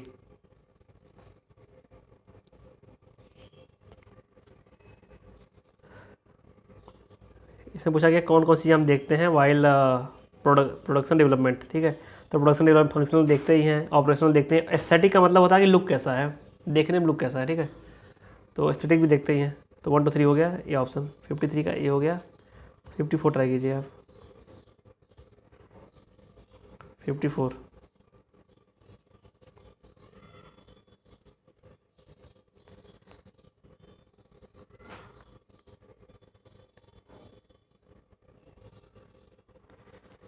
दो इसे पूछा इमीडिएट ऑब्जेक्टिव ऑफ प्रोडक्ट क्या होता है, ऑब्जेक्टिव क्या होता है प्रोडक्ट बनाने का। तो जो थर्ड स्टेटमेंट है मोनोपोलाइज द मार्केट, ये गलत है। मोनोपोली का मतलब होता है कि आपने पूरा एक क्षेत्र राज कर लिया है, किसी को आने नहीं दे रहा है, ठीक है। तो third statement is absolutely correct, incorrect and second will be option will be correct. Okay, ये तीसरा कट जाएगा। और जो ये बुक जिस बुक से मैं लगा रहा हूँ उसमें इन्होंने इसको सही कह दिया है मोनोपोली को। मोनोपोली की बहुत ख़राब चीज़ होती है किसी बिजनेस के लिए, ठीक है। तो बी ऑप्शन हो जाएगा, मतलब इन्होंने दिया है, इन्होंने क्या दिया जाता है हमें 54 का इन्होंने दिया हुआ है, ए दिया हुआ है, और मेरा आंसर बी रहेगा, मैं बी मारूंगा, ठीक है। सिंपली मोनोपोली नहीं होनी चाहिए, वो गलत चीज़ है। 50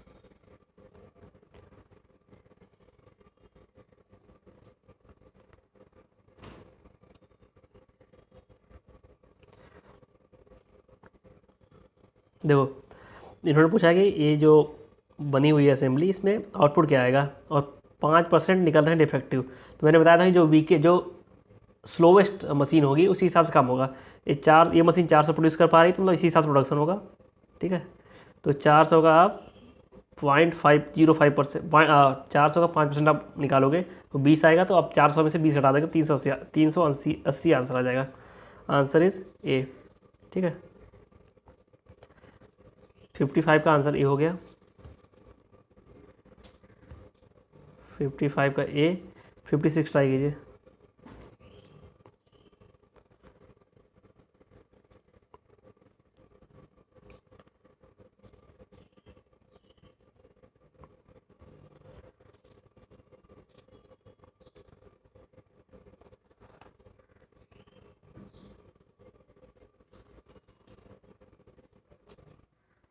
दो जो 56 में पूछा हुआ कि MRP inventory status file contains, MRP में क्या क्या होता है, इसमें सब कुछ होता है। देखो कि कितना हमारे पास रखा हुआ है इन्वेंट्री में, कितना इन ट्रांजिट मतलब आ रहा है, और कितना हमें ऑर्डर करना है, ठीक है। तीनों चीज़ें होती हैं। तो आपका आंसर ए आ जाएगा, 56 का ए। 57 रिपीटिशन है क्वेश्चन नंबर 17 का, तो आंसर दे रहा हूँ मैं डायरेक्टली ए। 58 ट्राई कीजिए,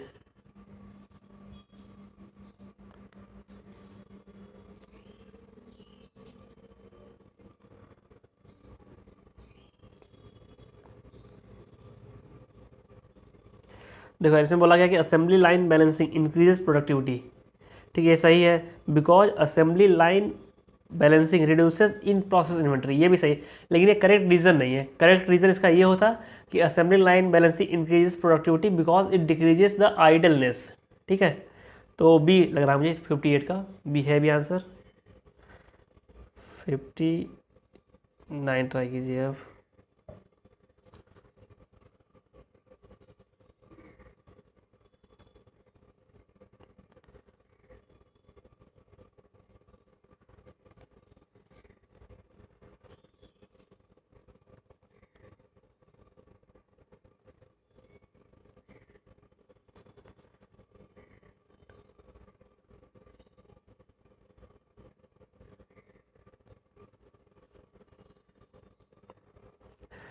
दो से पूछा हुआ कि MRP में जो लीड टाइम होता है क्या होता है। लीड टाइम मतलब ये होता है कि आपने ऑर्डर दे दिया और ऑर्डर देने के बाद कब तक आ रहा है। जैसे कि हमने क्लिक कर दिया अमेज़ॉन या फेसबुक फ्लिपकार्ट पे कि हमें सामान चाहिए, और कब तक हमारे डिलीवरी हो रही है, वो होती है लीड टाइम। और कुछ ऑप्शंस में दिए हुए हैं कि आपने टेंडर डाल दिया फिर कब तक आता है, वो गलत है। आपने कब सोचना शुरू किया, कब खरीदना है, हमें वहाँ से नहीं लेंगे। आपने जब क्लिक कर दिया कि बाई हो गया है तब से देते हैं, ठीक है। तो वो डी ऑप्शन होगा। तो 59 का डी, 60 कीजिए।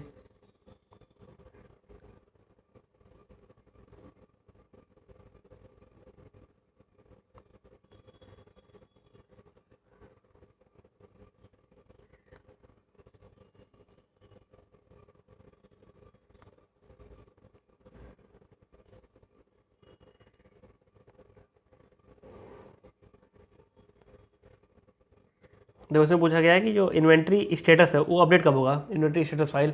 तो स्टेटस तभी ना अपडेट होगा यार इन्वेंट्री का, जब हमारे जो प्रोडक्ट हमने ऑर्डर किया था वो हमारे यहाँ पे आ गया है, ठीक है, तब हम करेंगे उसको अपडेट। ये नहीं कि रास्ते में हमने पहले कह दिया हमारे पास पहुँच गया, ये गलत है। ओके, तो डी ऑप्शन आ जाएगा, 60 का डी। तो चीज़ों को ऐसे याद रखा करो, कहानी बना के तो चीज़ें याद रहेंगी। अगर ऐसे याद करोगे ना बस पढ़ पढ़ के, तब याद नहीं होता है। तो आप 61 ट्राई कीजिए, अब ट्राई 61 नंबर।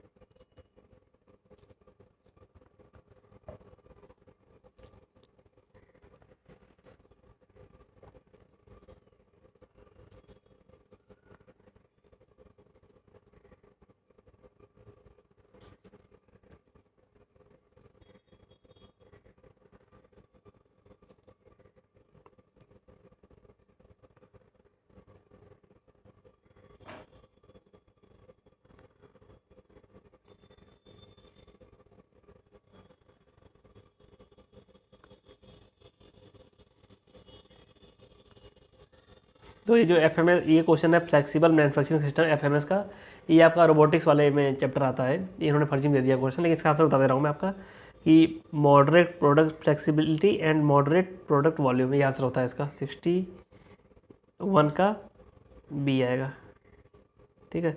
62 जो है रिपीटिशन है क्वेश्चन नंबर 57 का, तो 62 का आंसर आपका है ए। 63 करिए, ये सिलेबस में नहीं है क्वेश्चन, तो इसका भी आंसर मैं डायरेक्टली दे रहा हूँ। 63 आप देख लो क्वेश्चन, 63 का आंसर आपका है सी। ओके, 64 करिए।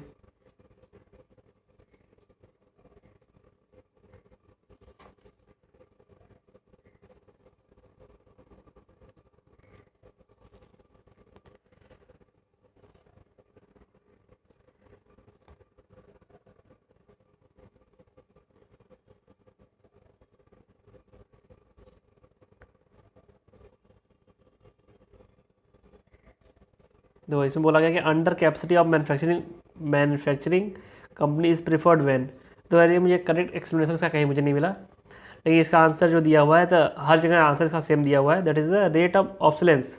ऑब्सोलेंस मतलब होता है कि ऑब्सोलीट हो जाना of the plant and equipment is high, तब हम अंडर कैपेसिटी यूज करते हैं, ठीक है। Under capacity of manufacturing company is preferred. 64 का ए। या फिर इसका ये भी हो सकता है कि अगर ज़्यादा यूज करो तो ऑब्सोलीट हो जाएगी चीज़ें, इसलिए हम अंडर कैपेसिटी अब यूज कर रहे हैं। जब जैसे कुछ चीज़ होती है कि बहुत यूज करने में ख़राब हो जाती हैं तो हम कम यूज करते हैं उसका। तो ये मतलब मैंने बता दिया, लेकिन मुझे लगता नहीं ये रीजन होना चाहिए। अगर आपको अच्छा रीजन पता है तो आप कमेंट बॉक्स में बताइएगा मुझे क्वेश्चन नंबर डाल के, I will pin that question that comment. Okay, तो 64 का ए दिया हुआ है, 65 करिए।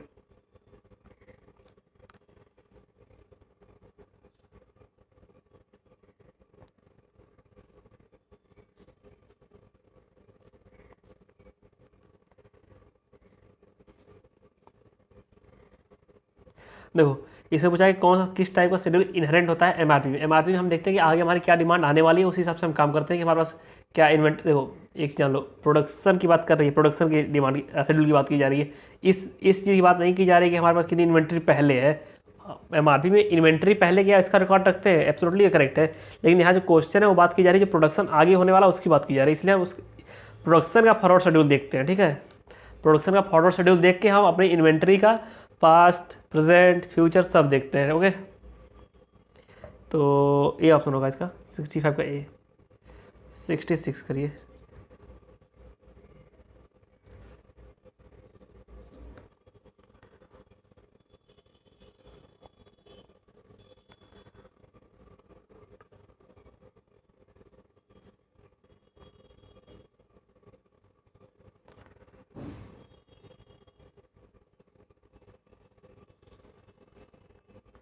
तो इसे बोला गया कि एन जॉब जॉब सीक्वेंसिंग है प्रॉब्लम है, और उसमें सेम, इसमें इनका कहना है कि with all jobs having same machine sequence is example of sequencing problem in the job in the flows of all the flows of problems can be optimally sequenced to minimize make spam time using the, ये convincing ही लग रहा है question, लेकिन 66 है ना, मैं पढ़ लेता हूँ इसका एक्सप्लेनेशन।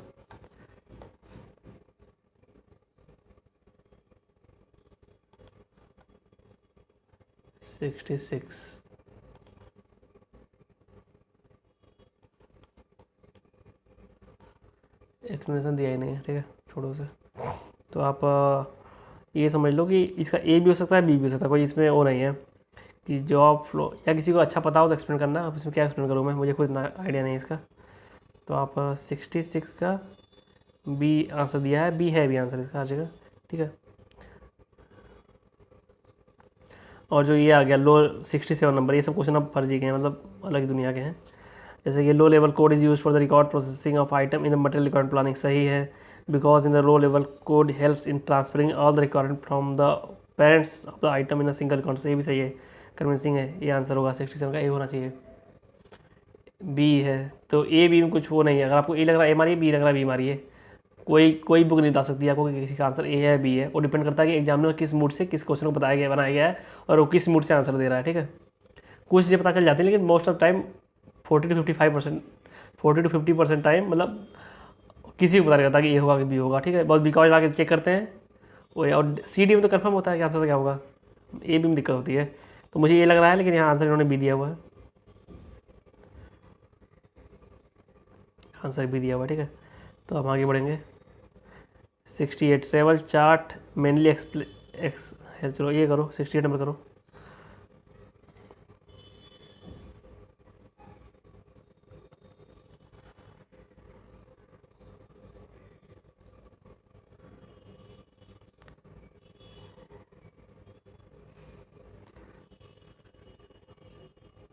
जो ट्रेवल चार्ट होता है उसमें वही होगा जहाँ तक मुझे लगता है कि जो हमारा प्रोडक्ट बन रहा है कैसे कैसे जा रहा है, ठीक है। It is a existing plant layout, हाँ यही है, उसको कैसे कैसे हमारा जो मटेरियल जा रहा है उसको ऑप्टिमाइज़ करने के लिए इसको हम यूज कर सकते हैं। तो 68 का ये हो जाएगा। एंड बकेट का मतलब होता है एमआरपी में टाइम, टाइम से रिलेटेड चीज़ है। तो कहाँ दिया है, principal unit of the time measurement, ये हो जाएगा, ये चीज़ें रटने वाली है। The correct sequence of increasing production volume, ये बताइए आप लोग।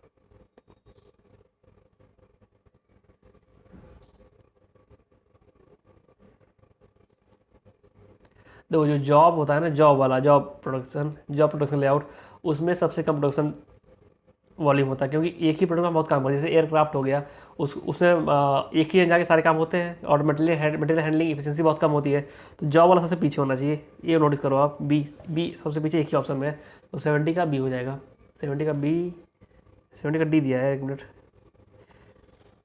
अच्छा इंक्रीजिंग पूछा हुआ है, इंक्रीजिंग पूछा हुआ है तो उल्टा हो जाएगा ना, जॉब सबसे इधर आना चाहिए। जॉब सबसे इधर दो में है, तो फिर आप पढ़ेंगे, फिर चेक करेंगे। तो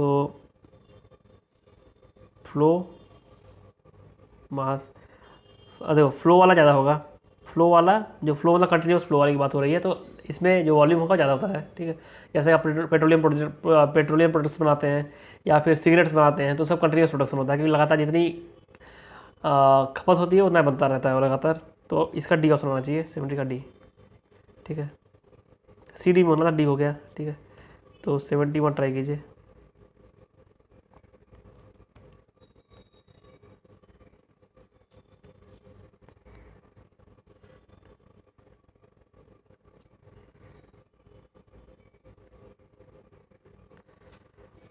देखो 71 में कहा है कि material requirement planning is driven by,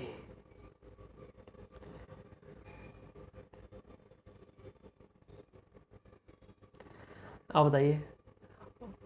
इसमें सबसे इम्पोर्टेंट होता है मास्टर प्रोडक्शन शेड्यूल की, उससे कितना बनना है क्या बनना है उस हिसाब से हमारे वो है डिसाइड करता है कितना में चाहिए, ठीक है। तो मटेरियल रिक्वायरमेंट प्लानिंग मतलब मास्टर प्रोडक्शन शेड्यूल, तो 71 का हो गया ए।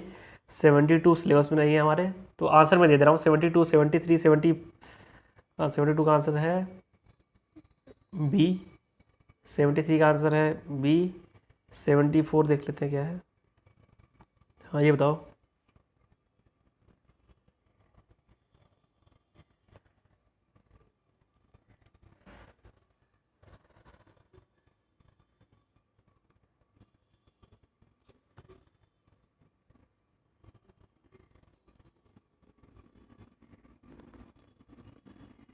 देखो इसमें कहा गया है कि time for which a piece of equipment operates is called effective time. जो तो काम कर रहा है उसे इफेक्टिव टाइम कहते हैं। ये तो जनरल डेफिनेशंस है, इसमें कोई कॉन्सेप्ट नहीं है, ठीक है। 74 का डी हो गया और 75 सिलेबस में नहीं है, इसका ऑप्शन बी दिया हुआ है।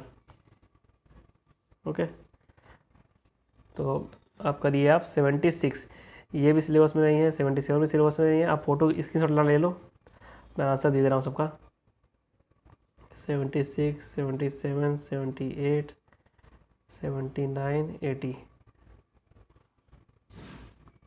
D C C A B, D C C A B. आप फोटो ले लो आप। ये सब पता नहीं कहाँ से क्वेश्चन माइक्रो प्रोसेसर के हैं, यहाँ कोई मतलब नहीं है इसका। इसकी फ़ोटो ले लो।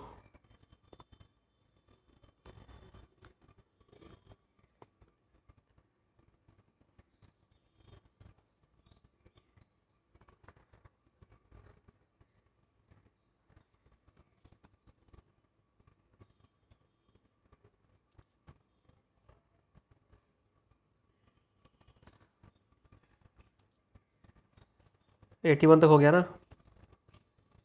अब आता है क्वेश्चन हमारा 82 नंबर, ठीक है।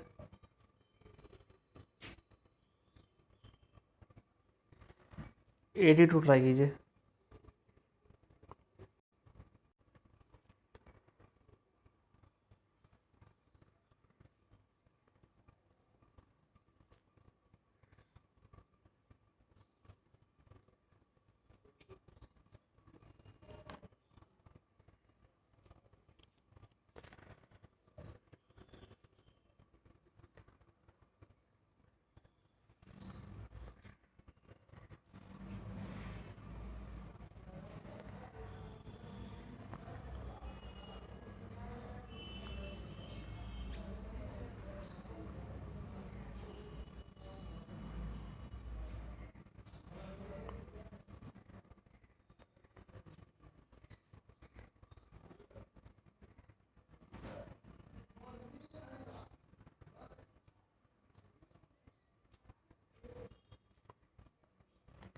देखो यार, इसने पूछा कि कितने फर्नस चाहिए इस काम को करने के लिए।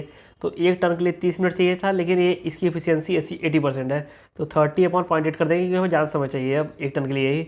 और बोला गया कि 60 टन चाहिए 8 घंटे में, लेकिन इसकी भी एफिशिएंसी 50% है। मतलब कि हमें अब चाहिए 32 टन चाहिए। अब 32 टन प्रोड्यूस करने के लिए 8 घंटे में कितनी मशीन लगानी पड़ेंगी, ये चेक करना है हमें, ठीक है। तो 32 टन प्रोड्यूस करना है और एक टन के लिए हमारे पास टाइमिंग है 30/8, और हमारे पास एक्चुअल टाइमिंग कितनी है 8 घंटे की। तो इसे सॉल्व आउट कर लो आप। तो ये गया 2 2 2/0.8, तो कुछ 2 पॉइंट कुछ आएगा, तो आंसर आपका हो जाएगा 3। ओके, तो 82 का ए, 82 का ए यही है। हाँ 83 करिए आप।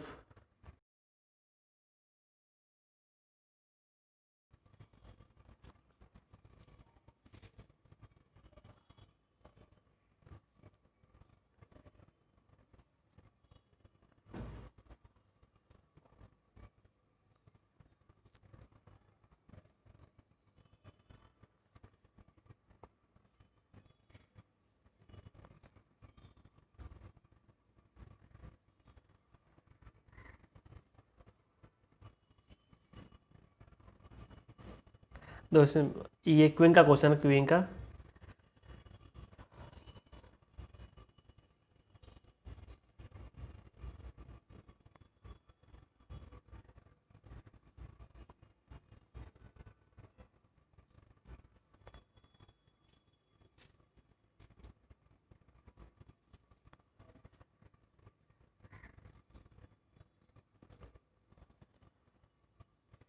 तो इसमें टाइम पूछा हुआ है पहले सिस्टम का, फिर पूछा हुआ है क्यू का, ठीक है।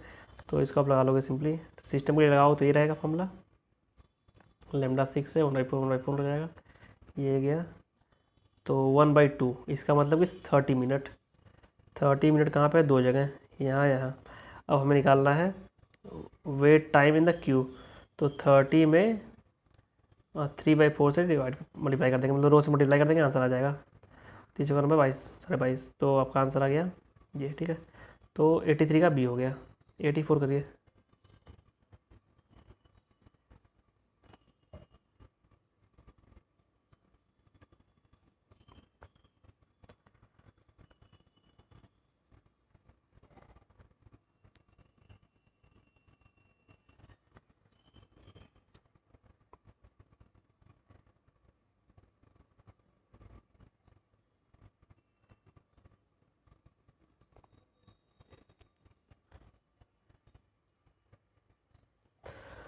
एटी फोर करिए।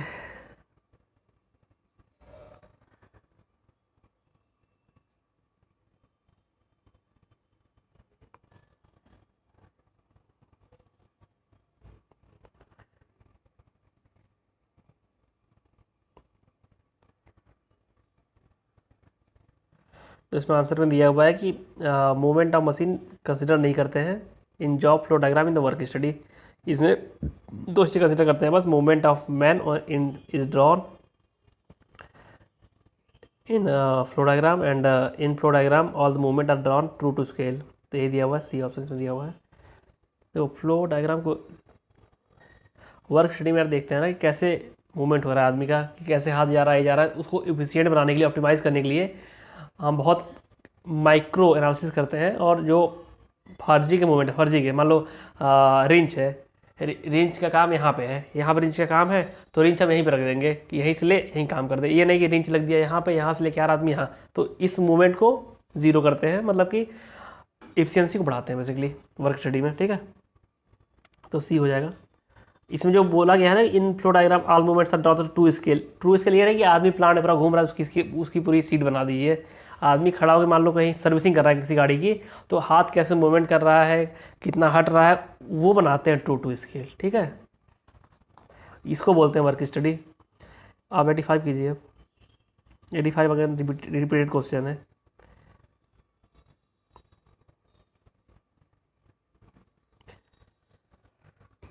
रिपीटेड क्वेश्चन है, इसमें सब कुछ वही है कि मटेरियल रिलीज़ करिए, ऑर्डर रिलीज़ करिए, मतलब कि काम करने के लिए ऑर्डर रिलीज़ एमआरपी के लिए नहीं कर देना यहाँ पे। ठीक है, ये ध्यान देना। Releasing the material and component from the store to the first process, releasing the same है यार सब।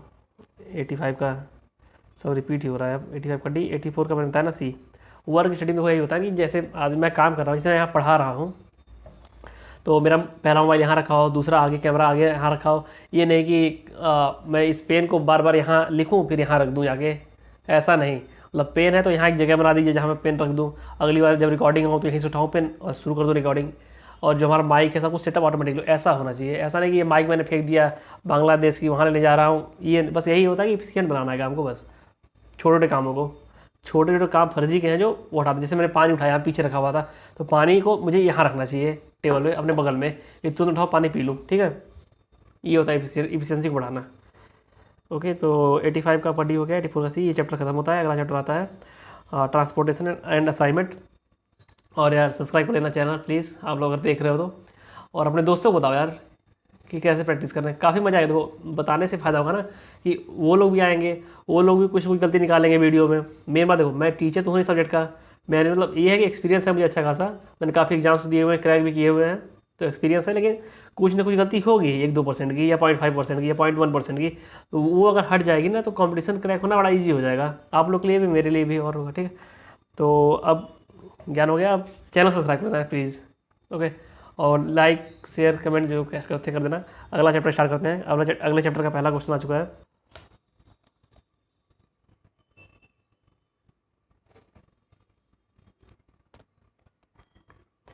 ठीक है, पहला क्वेश्चन ट्राई कीजिए।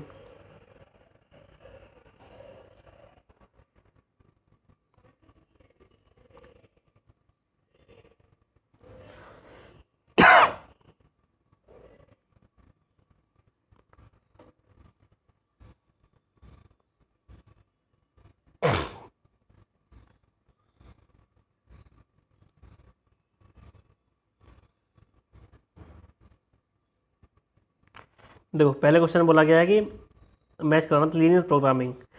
यहाँ देखने का तो 1 और 3 बस है, तो 1 और 3 चेक करेंगे। वेयर हाउस लोकेशन डिसीजन, इससे कोई मतलब नहीं है। प्रोडक्ट मिक्स डिसीजन, ये आएगा, ए का 3 आएगा। देन मुझे दिखा क्यूइंग, और क्यूइंग में क्यूइंग का तुरंत मिलाऊंगा मैं नंबर ऑफ सर्वर्स से, तो डी का 5।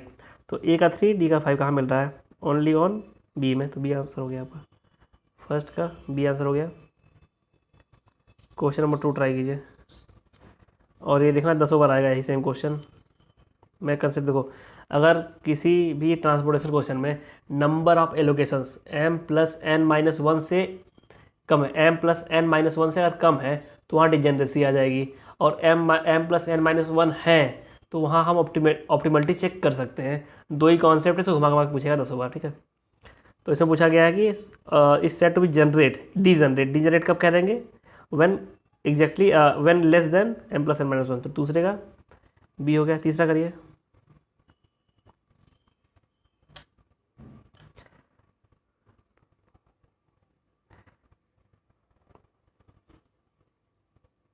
देखो इसमें होता है ना, अगर फिजिबल सोल्यूशन होना तो जो जितने पॉइंट एलोकेट होते हैं वो क्लोज लूप नहीं बनना चाहिए, सारे मिला के क्लोज लूप नहीं बनना चाहिए। क्लोज लूप बन जाएगा तो वो बेसिक फिजिबल सोल्यूशन नहीं होगा।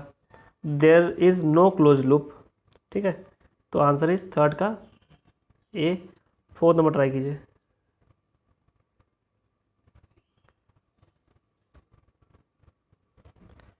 Try fourth number.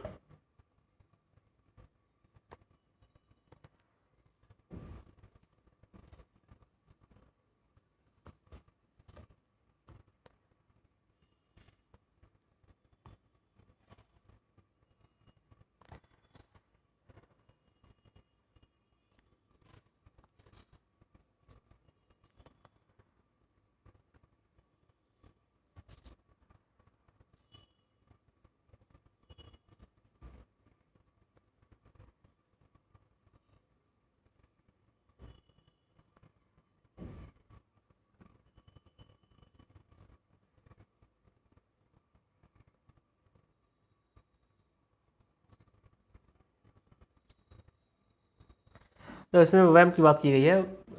वैम का फुल फॉर्म पता नहीं है, फुल फॉर्म क्या था वो, वैग वैग अप्रॉक्सीमेट एनालिसिस, शायद मैं भूल रहा हूँ, एक मिनट रुक जाओ देख लेता हूँ।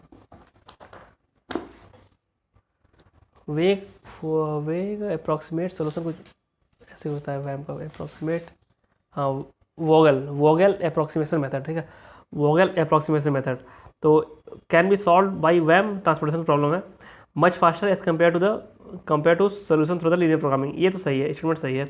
दूसरा VAM heuristic gives an approximate solution, सही है। It is checked for optimality check, ये भी सही है। If it is optimal then algorithm stops there, सही है। If it is not an optimal solution then improved solution are found out through very few iteration till optimality is reached, ये भी सही है। तो ए भी हो सकता है, बी हो सकता है, मुझे लेकिन मोर कन्विंसिंग इसका आंसर ए लगता है, ठीक है। तो फोर्थ का आंसर ए दिया भी है, ए सही है। ए लीनियर प्रोग्रामिंग से जल्दी सॉल्व करता है मैम, ठीक है। पांचवा जो है रिपीटिशन है क्वेश्चन नंबर 2 का, तो पांचवे का आंसर दे रहा हूँ मैं, ये होगा। 6 नंबर ट्राई कीजिए।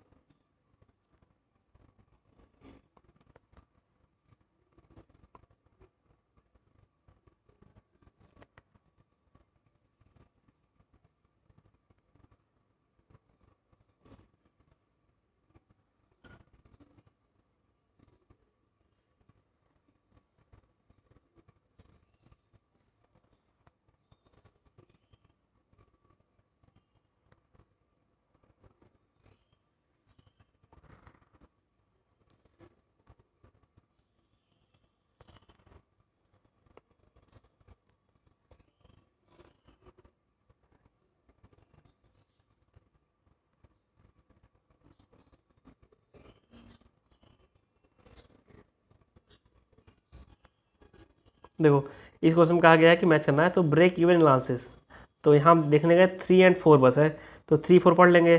To choose between different method of manufacture, हाँ सही है, ए का 3 हो जाएगा। और चौथा पढ़ लेते हैं, to determine the location, location कोई मतलब नहीं है ब्रेक इवन पॉइंट को, ठीक है। तो चौथा एपिसोड हो जाएगा, तो ए का 3 हो गया, तो बी का ऑटोमेटिकली 4 यहाँ आ गया। अब हमें सी चेक करना है, सी का क्या होगा, सी है असाइनमेंट प्रॉब्लम, तो 1 2 में चेक करना है, to provide different facility different location. हाँ ऐसा ही लग रहा है मुझे, ठीक है। तो सी का 1, डी का 2, तो 34 12 हो गया बी, 6 का बी। एक मिनट रुक जाओ, आप ट्राई करिए, 7 ट्राई कीजिए। एक मिनट वहाँ से मिला लो मैं, बी बी ए बी, एक minute B B, third number कुछ दिक्कत है, थर्ड नंबर में बी दिया हुआ है इन्होंने, थर्ड क्वेश्चन नंबर, थर्ड में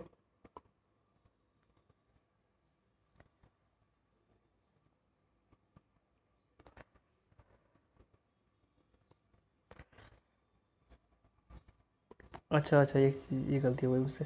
हाँ थर्ड में देखो जो बेसिक फिजिकल सोल्यूशन की बात की गई है ना, जो मैंने बता दिया क्लोज लूप वाला कॉन्सेप्ट, वो होता है ऑप्टिमलिटी का, चेक होता है वो, मैंने गलत बोल दिया। तो थर्ड नंबर जो बोला गया क्लोज लूप, ये होता है ऑप्टिमलिटी का चेक होता है, लेकिन बेसिक फिजिकल सोल्यूशन के लिए वही वाला कंडीशन है m+n-1 वाली, कि total number of allocation is 1 less than the sum of their source and destination, मतलब m+n-1 वाला कॉन्सेप्ट, ठीक है। तो थर्ड का सी ही आएगा, सॉरी फॉर मिस्टेक, थर्ड का सी। आगे बढ़िए, सेवन्थ कीजिए, सेवन्थ। ये यार सेम क्वेश्चन है, m+n-1 3 + 5 - 1, तो 7 आ जाएगा आंसर। तो सेवन्थ का सी हो गया। एट्थ ट्राई कीजिए, एट्थ ट्राई कीजिए।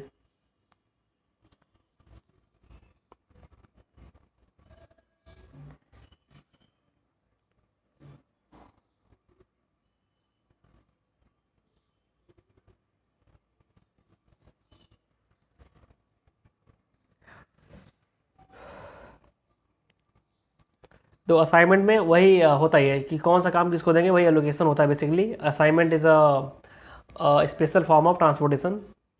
तो इसका scheduling of operator machine, fixing machine location, सही है। Identification of sales force market, इसका कोई मतलब नहीं है, ठीक है इसमें। एट्थ का 2 3 हो जाएगा सी। नाइन्थ ट्राई कीजिए।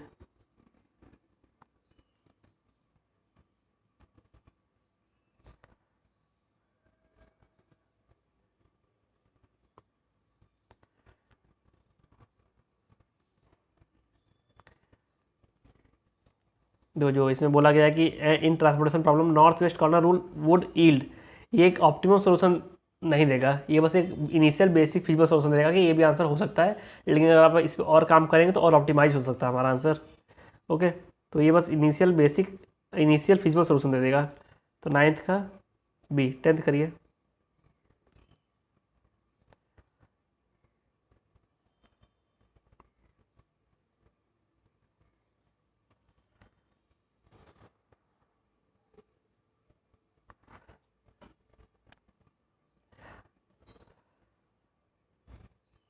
जो इसे बोला कौन सा करेक्ट नहीं है, तो असाइनमेंट मैंने बताया कि assignment is the special form of transportation, और transportation is special form of linear programming.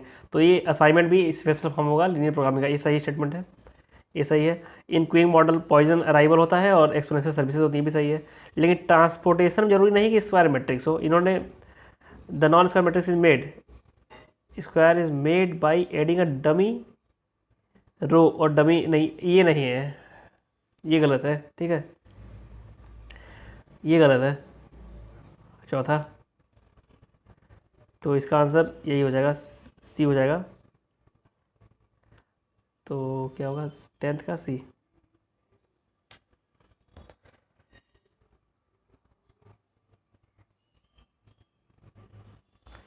तो इसमें बोला गया कि इसमें क्या बोला गया, non square is made square. Transportation में स्क्वायर बनाने की जरूरत नहीं होती है, स्क्वायर बनाने की जरूरत होती है हमारी असाइनमेंट में। Assignment is a special case of transportation. Okay, तो सी हो जाएगा। आप 11 नंबर ट्राई कीजिए अब।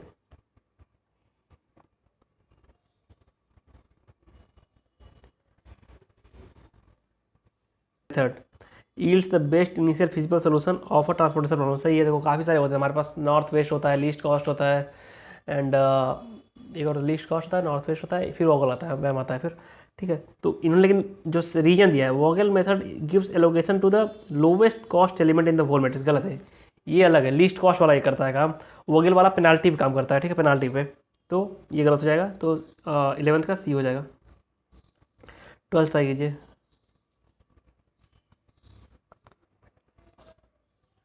ये गलत है, लीस्ट पेनाल्टी नहीं लेते हैं, हाईएस्ट पेनाल्टी लेते हैं, हाईएस्ट पेनाल्टी। एक मिनट रुक जाए, पूरा ही काटते हैं।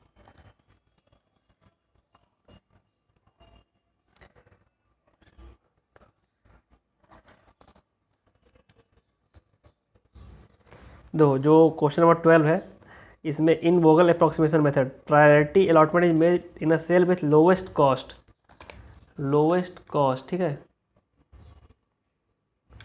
Lowest cost in a column और रो विथ लीस्ट पेनाल्टी।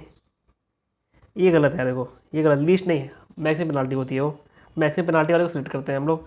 तो पहला स्टेटमेंट चला गया, तो अब आप चेक कर, दूसरा सही होगा, चौथा चेक कर लीजिए अब बस, ठीक है, चौथा चेक करना है। अब फिजिबल सोल्यूशन में भी मे नॉट बी ऑप्टिमल, सही है, ऑप्टिमल होना जरूरी नहीं है, ऑप्टिमलिटी आप चेक करते हैं बाद में। तो 12वीं कड़ी, और ऑप्टिमलिटी चेक करने की कंडीशन वही होती है m+n-1 की। Optimality test can only be perform when initial solution is non degenerate, ठीक है, नॉन डिजनरेट। और नॉन डिजनरेट होने की दो कंडीशन होती है, m+n-1 कंडीशन फॉलो होना चाहिए, प्लस दूसरा इंडिपेंडेंट पोजीशन होनी चाहिए। इंडिपेंडेंट का मतलब कि लूप नहीं बनना चाहिए, सारों को जोड़ने के बाद, सारे इतने पॉइंट को जोड़ने के बाद लूप नहीं बनना चाहिए, ठीक है। तो आप अब 13 नंबर ट्राई कीजिए।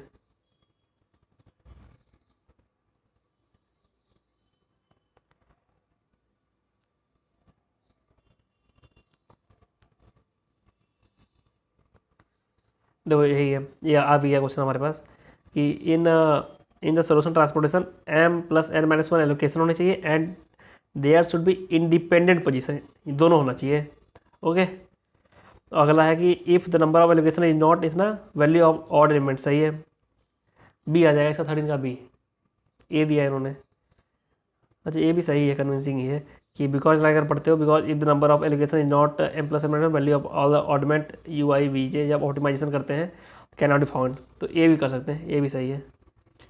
तो आपका 12th का डी हो गया, 13th का ए हो गया, 14th करिए अब, 14th नंबर ट्राई कीजिए, 14th ईजी है।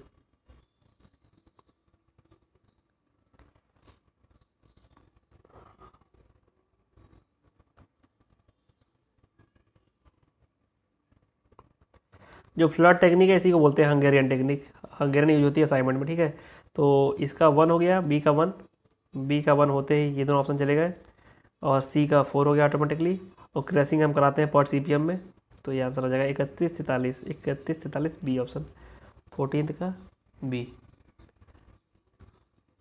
15 ट्राई कीजिए।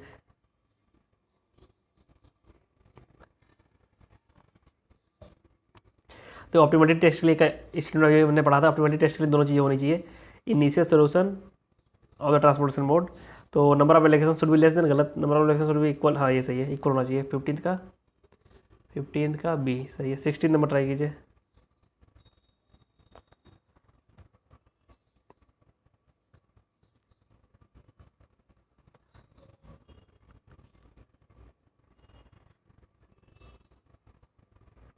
ये फिर वही सेम क्वेश्चन आ गया है, ये पॉट में क्रिटिकल पाथ होता है, डी का 1 हो गया, डी का 1 होते ही ये दोनों चीज़ें चली गई, बी का 4 हो गया ऑटोमेटिकली, एंड ट्रांसपोर्टेशन प्रॉब्लम, तो ट्रांसपोर्टेशन वाले में ही लगाते हैं वोगल ना, तो ए का 3 हो गया 42, तो 34 21 आपका बी है। 16th का बी। 17 ट्राई कीजिए।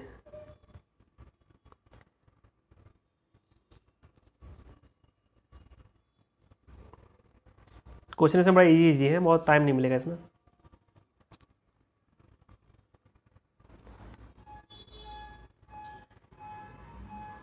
देखो which are the following is not solution method for the transportation problem, transportation के लिए कौन सा नहीं है, तो ट्रांसपोर्टेशन के लिए देखो हंगेरियन तो हम असाइनमेंट में यूज़ करते हैं ना, तो आपका यही ऑप्शन हो गया। 18 नंबर ट्राई कीजिए, ये सही हो गया। देन ये जो दूसरा स्टेटमेंट है ये some type of rating has to be given to the performance of each pairing. तो ये यार मुझे समझ में नहीं आया, शायद इसका ये लोग कहना चाह रहे हैं 0-1 वाला केस असाइनमेंट में। अगर वो वाला ये कहना चाह रहे हैं तो सही है, तो सी मार दूंगा उसी हिसाब से, और सी दिया भी ऑप्शन सी में 18 का सी। ठीक है, आप ट्राई कीजिए, 19 नंबर ट्राई कीजिए।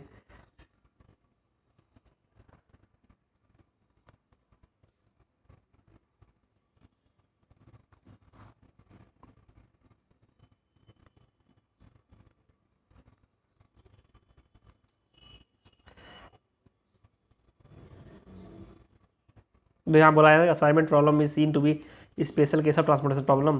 तो इसी में m इक्वल टू n का मतलब है square matrix, all A I equal to 1 का मतलब है कि सारे में कुछ कुछ रहता है, and X I J equal to 1। X I J यहाँ summation of X I J होता है, वैसे आई इक्वल टू 1 से n तक तब 1 होता है, लेकिन एक्स आई जे 1 कहना बिल्कुल गलत है, क्योंकि हम हर ब्लॉक में असाइनमेंट नहीं देते हैं, एक रो में एक असाइनमेंट देते हैं, एक रो या एक कॉलम में एक असाइनमेंट रहता है। ठीक है, ओके। तो ये मुझे गलत लगता है कि उन्होंने आंसर दे दिया है। अगर मैं पेपर में करूँगा तो मैं आंसर मारूंगा आपका बी, मेरा आंसर बी रहेगा। और इन्होंने आंसर आपका दिया है 19 का ए, तीनों ने लिया है। ठीक है, तो 20 नंबर ट्राई कीजिए। 20 में कुछ है, सारे क्वेश्चन फर्जी हैं इसमें यार। वही है कि 6 रो है 4 कॉलम है, तो 6 + 4 - 1 कितना आ गया, 9 आ गया, 9 आंसर हो गया। 20 का बी हो गया। 21 ट्राई कीजिए।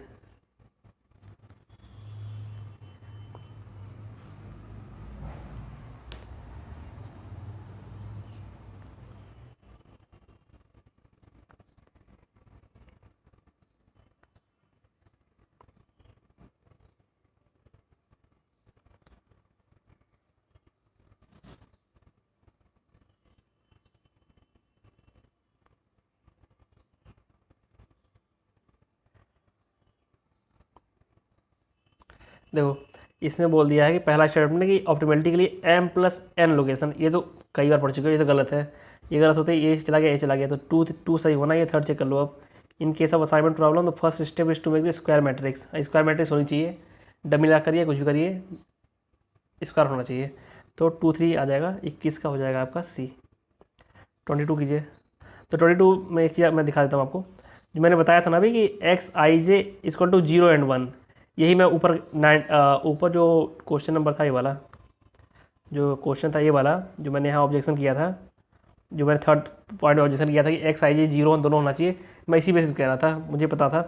तो देखो यहाँ पे सही दिया हुआ है, एक रो में अगर समेशन करोगे तो 1 आएगा, एक कॉलम में करोगे तभी 1 आएगा, और एक्स आई जे 0 कुछ भी हो सकता है, तो यहाँ तीनों सही है। ठीक है, तो 22 का ए। 23 ट्राई कीजिए।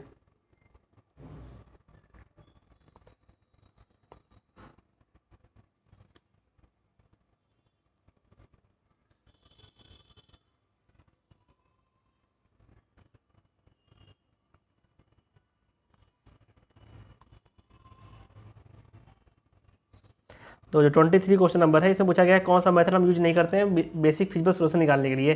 तो नॉर्थ ईस्ट करते हैं, लीस्ट करते हैं, वोगल करते हैं, लेकिन जो मोदी मेथड है उसको ऑप्टिमाइजेशन के लिए हम यूज करते हैं। ठीक है, तो डी ऑप्शन आ जाएगा।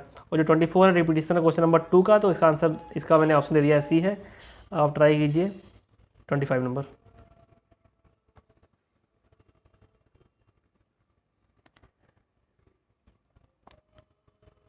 ये जो पेज है ना, हल्का सा मतलब हिला हुआ है, मतलब बुक में ही ऐसा था, तो थोड़ा दिक्कत हो रही है, आप लेकिन कर लीजिए।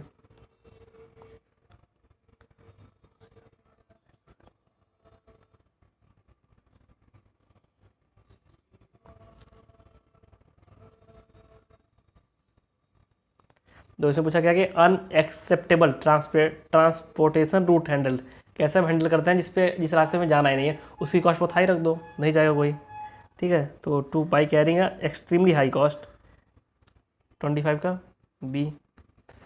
26 ट्राई कीजिए, ये सिलेबस में नहीं है हमारे, तो 26 का आंसर मैं दे रहा हूँ। 26 का आंसर आपका बी है। ओके, तो आज की क्लास पूरी हो गई। Thank you for joining me और गिव मी योर टाइम। तो यार चैनल सब्सक्राइब कर लो प्लीज़ यार, बड़ी मेहनत हो रही है।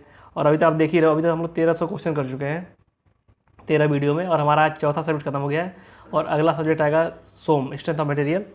और अपने दोस्तों को बताओ प्लीज़, अपने दोस्तों को बताओ यार कि ऐसे प्रैक्टिस कर सकते हैं इस तरीके से मेरे साथ, या स्पीड मैच करा सकते हैं मेरे साथ कि इतनी स्पीड है या नहीं। आप अगर करना चाहो इसी वीडियो को, तो आप वॉइस म्यूट कर दो और मेरी स्पीड जो है उस स्पीड से मैच कराओ। तो ऐसे क्या होगा कि आपके एग्जाम में बहुत अच्छी स्पीड रहेगी, आप अच्छे से क्वेश्चन कर ले जाओगे, कोई कुछ छूटेगा नहीं। ठीक है, एंड थैंक यू।